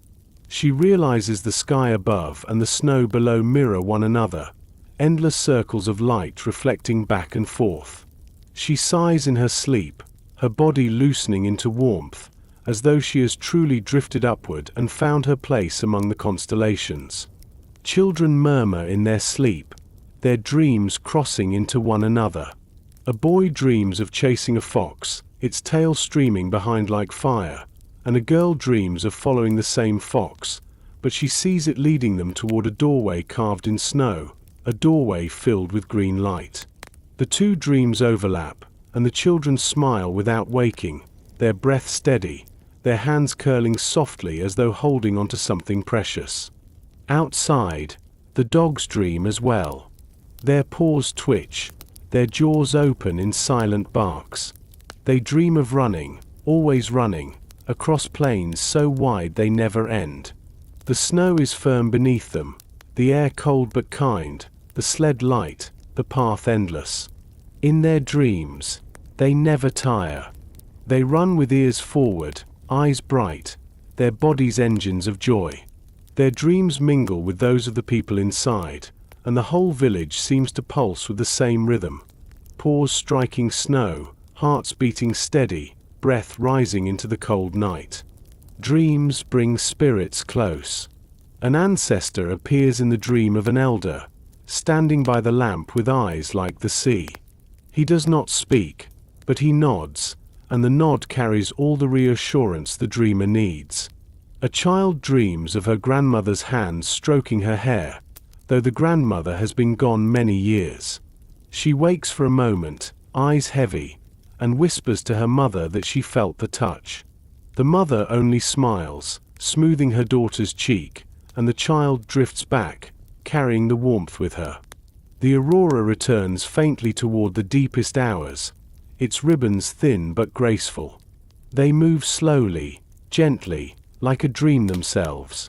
The light seeps through the snow walls, tinting them green, filling the Igloo with a glow so faint it feels like breathing color. The dreams of those inside take on that shade. A hunter dreams of rivers flowing not with water but with liquid light. A child dreams of painting the snow with her hands, each touch leaving behind a streak of green. The aurora writes itself into their sleep as easily as snow settles into drifts. The night stretches without hurry, carrying the village in its arms. Dreams move one into another, weaving a tapestry of memory, imagination, spirit, and hope. There is no border between them. What belongs to one becomes part of all. When a child smiles, a parent feels it. When a dog runs in its sleep, the people hear the sound in their own hearts. When the elders dream of youth, the children dream of age, and together they circle time itself, folding it into warmth. By the time lamps are raised again, and footsteps press new paths across the snow, the dreams will fade. But their touch will remain, in the softness of voices, in the patience of hands, in the calm way each person faces the long night ahead. For now, in this deep hour, the village rests not only in firs and in snow walls, but in the vast shared space of dreaming. Darkness does not press down. It carries them gently, like a tide of sleep, like a sky of endless ribbons, like the breath of ancestors close at hand. The Arctic night continues, but the people are not lost in it. They drift within it, warmed by one another, bound by song and memory, guided by dreams that make the darkness less a weight and more a cradle. And so the long night moves on, not in silence, but in the quiet music of sleeping hearts and the endless dreams that rise from them. Part 14. The First Dawn. One morning, a child is the first to point it out. She steps outside into the still air, her breath rising in pale clouds, and her small eyes catch something different. The edge of the sky, far to the south, is not as black as it has been. It holds the thinnest line of grey-blue, a thread of light so faint it could be mistaken for a dream carried over from sleep. She calls softly, her voice quick with excitement, and others emerge, brushing snow from their hoods. They stand together, silent at first, watching. The line grows, not into brightness but into promise. The first dawn has begun to whisper. The air feels sharper, clearer, as though it carries something new. Dogs stir from their hollows and lift their noses, sniffing the change. Their ears tilt toward the horizon, and their bodies shift restlessly. They too feel the return, though they do not name it. Children laugh, running to the highest drifts and pointing toward the faint glow. Their boots sink into the snow with squeaks, and their voices ring across the stillness. Parents follow more slowly, their faces steady, though their eyes shine. They have seen this before, many winters past, but each time feels like the first. Each time the heart lifts as if surprised that the sun remembers its way back. The glow lingers only a short while before it fades again, the sky returning to its deep midnight blue. Yet even that brief glimpse is enough. Inside the houses, voices are quieter that night, movements calmer. People speak of the light in simple phrases, repeating the child's discovery, smiling at the memory. The lamp flames seem brighter, as if echoing the promise of what is to come. Children press against their mothers and ask when the sun will rise fully. The answer is patient. Soon, but not yet. The night still has work to do, but dawn has not forgotten. The following days bring the glow back, a little longer each time, a little stronger. The horizon blushes faintly, first with grey, then with pale gold, then with a warmth that feels like the memory of fire. Hunters returning from the bay pause to watch it, their sleds standing still, dogs quiet at their harnesses. The light touches the ice and spreads across it, not enough to warm, but enough to glimmer, to turn the plain into glass. The men say little, but when they return, their eyes are brighter, their steps quicker. Inside, the elders tell stories of the first sun. They speak of how the people once believed the dawn might never return, how they sang to the sky to call it back, how they lit their lamps higher to remind the sun that there was warmth still waiting below. They speak of how, without fail, the dawn came, not because of the songs, not because of the lamps, but because the world itself keeps its promises. The children listen wide-eyed, imagining a sun that forgets, a world that pleads. When they go to sleep, they dream of chasing the sun, calling out to it, guiding it back with voices too small to be heard yet too eager to be ignored. The day the sun shows itself in full is a day the village will not forget. The sky has carried its glow for many mornings, but now the horizon swells with brightness. Slowly, carefully, the sun rises, a pale disk that has not been seen for so long it feels like a visitor from another life. It does not climb high, it hovers just above the edge of the earth, but its light spreads across the snow, painting it in colors unseen in weeks. White turns to silver, silver to gold.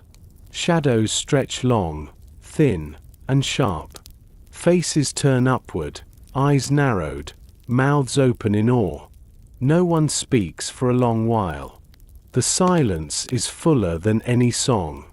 Children laugh first, running in circles, their arms stretched wide as though to gather the rays into their bodies. Dogs bark, bounding through the drifts, their fur lit with sudden fire. Adults smile quietly, letting the sun soak into their skin, into their bones. Tears sting some eyes, not from sorrow but from the simple shock of brightness after so long in shadow. For a brief while, the world feels entirely different. It feels new. The sun lingers only a short while before sinking back, the horizon swallowing it gently. Darkness returns, but it is no longer the same. It is softer, lighter, filled with memory. The people step back into their houses carrying the glow within them. The lamps are lit again, but now their flames feel less lonely. They are no longer the only light. That night, the village rests with unusual ease. The long night is not over, but its reign has been broken. The people have seen the sun, and they will see it again. Children sleep with smiles, dreaming of running across golden snow. Parents sleep with peace, knowing the cycle continues as it always has. The elders sleep with gratitude, remembering the many times they have welcomed the dawn and the many times they still hope to. The Arctic silence deepens once more, but it does not press. It carries. The snow hums softly at the walls, the dogs breathe steadily in their hollows, the aurora drifts faintly above. And within each heart, the light of the first dawn lingers, a promise against the dark, a warmth that will last until the sun returns again. Part 15. The Thaw to Come. The first dawn has come and gone, and though the night still lingers, the people sense the change. It is not sudden. Winter does not retreat in a single step. Instead, it softens little by little, like ice melting in a bowl of warm hands. The village continues its life of lamps and patience, but now there is a new rhythm beneath everything, a slow pull forward, a quiet promise that the long dark is loosening its grip. Days begin to stretch, though at first the difference is hardly more than a breath. The glow at the horizon lingers a little longer each morning, painting the snow with faint colors before fading again. The children are the first to notice. They step outside and squint at the sky, their cheeks red with cold, and declare that the light stayed a moment longer than yesterday. Adults smile at their eagerness but do not argue, because they too feel the lengthening, though they keep it tucked quietly in their hearts. Dogs lift their heads earlier now, tails stirring at the faint warmth that seems to touch the air, though the snow still lies deep and hard. Inside the igloo, the work continues as before, mending, carving, cooking, teaching, yet there is a lighter air in the movements. People speak more softly, but they smile more easily. The lamps still burn, but their flames are no longer the only measure of time. The returning sun has joined the rhythm, and the people adjust without thinking. Sleep comes easier, food tastes fuller, laughter arrives quicker, as though the body itself remembers that light belongs to the world. The thaw begins in the smallest places.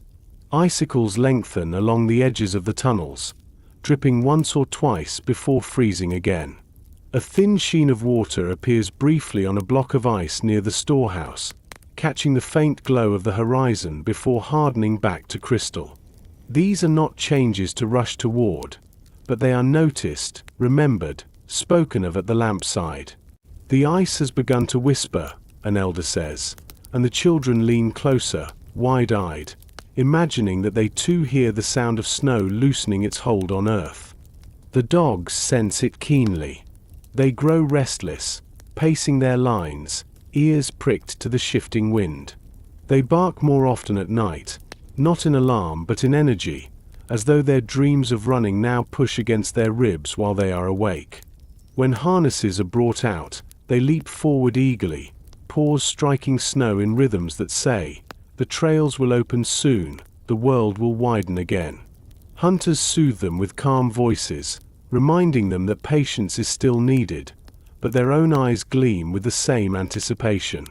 At night, the elders tell stories of the first migrations, of how the people once followed rivers northward when the thaw came, carrying their homes, their dogs, their tools, their memories. They speak of how the thaw is not only the end of winter but the beginning of all things, the time when fish return to the streams, when birds fill the air, when the land itself wakes. The children fall asleep to these stories, their dreams filled with running water and bright skies. The adults listen too, resting with the comfort that their own endurance is part of the same story, one that has repeated for countless winters. The thaw does not arrive all at once, but the people carry the knowledge of it like a hidden ember. It warms them during the last storms, during the last nights when the wind howls and snow presses tight. They do not despair, for they know the end is near. They know that beneath the ice, the sea is stirring, that beneath the snow, the earth is waiting. They feel it in their bones, as surely as they feel the heat of the lamp. And so they endure the final stretch of winter with calm hearts. They continue to sing, to mend, to tell stories, to care for one another, to rest in the warmth of their homes. The Aurora still visits, its ribbons fainter now but still graceful, as if it too knows its season is nearing its close. The stars still burn, the snow still glistens, but in every moment there is a sense of transition, of movement forward. The night is ending. When the sun finally climbs higher in the sky, its light spilling across the plain, the village stands ready. Doors open, tunnels clear, dogs leap into harnesses, and people lift their faces to the warmth they had missed so long. The snow softens beneath their boots, and the air carries the faint sound of dripping, the music of thaw. Children laugh, dogs bark, elders smile with quiet satisfaction.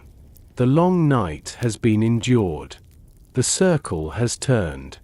The thaw to come is not only a season but a reward, a promise kept by the world itself. It tells the people that patience is always answered, that endurance is always met with renewal, that darkness never holds forever. And so the village breathes deeply, resting in the knowledge that they have walked through the long night together and now stand at the threshold of light. The snow walls glow in the sun, and inside, the lamps are lowered, no longer the sole guardians of brightness. Families sit in warmth, children playing, dogs resting, elders speaking softly, all carrying the memory of what has been endured. Outside, the ice begins to whisper more boldly, a sound that will soon grow into rivers, into open sea, into life renewed. The Arctic night has given its lessons, of patience, of unity, of respect for the spirits of land and sky. Now the thaw comes to carry those lessons forward. The people are ready, not just for spring, but for the endless circle itself. And as they rest beneath the growing sun, they know the darkness will return one day, as it always does, but they also know they will meet it again with steady hands, warm lamps, strong dogs, and the unbroken strength of their village.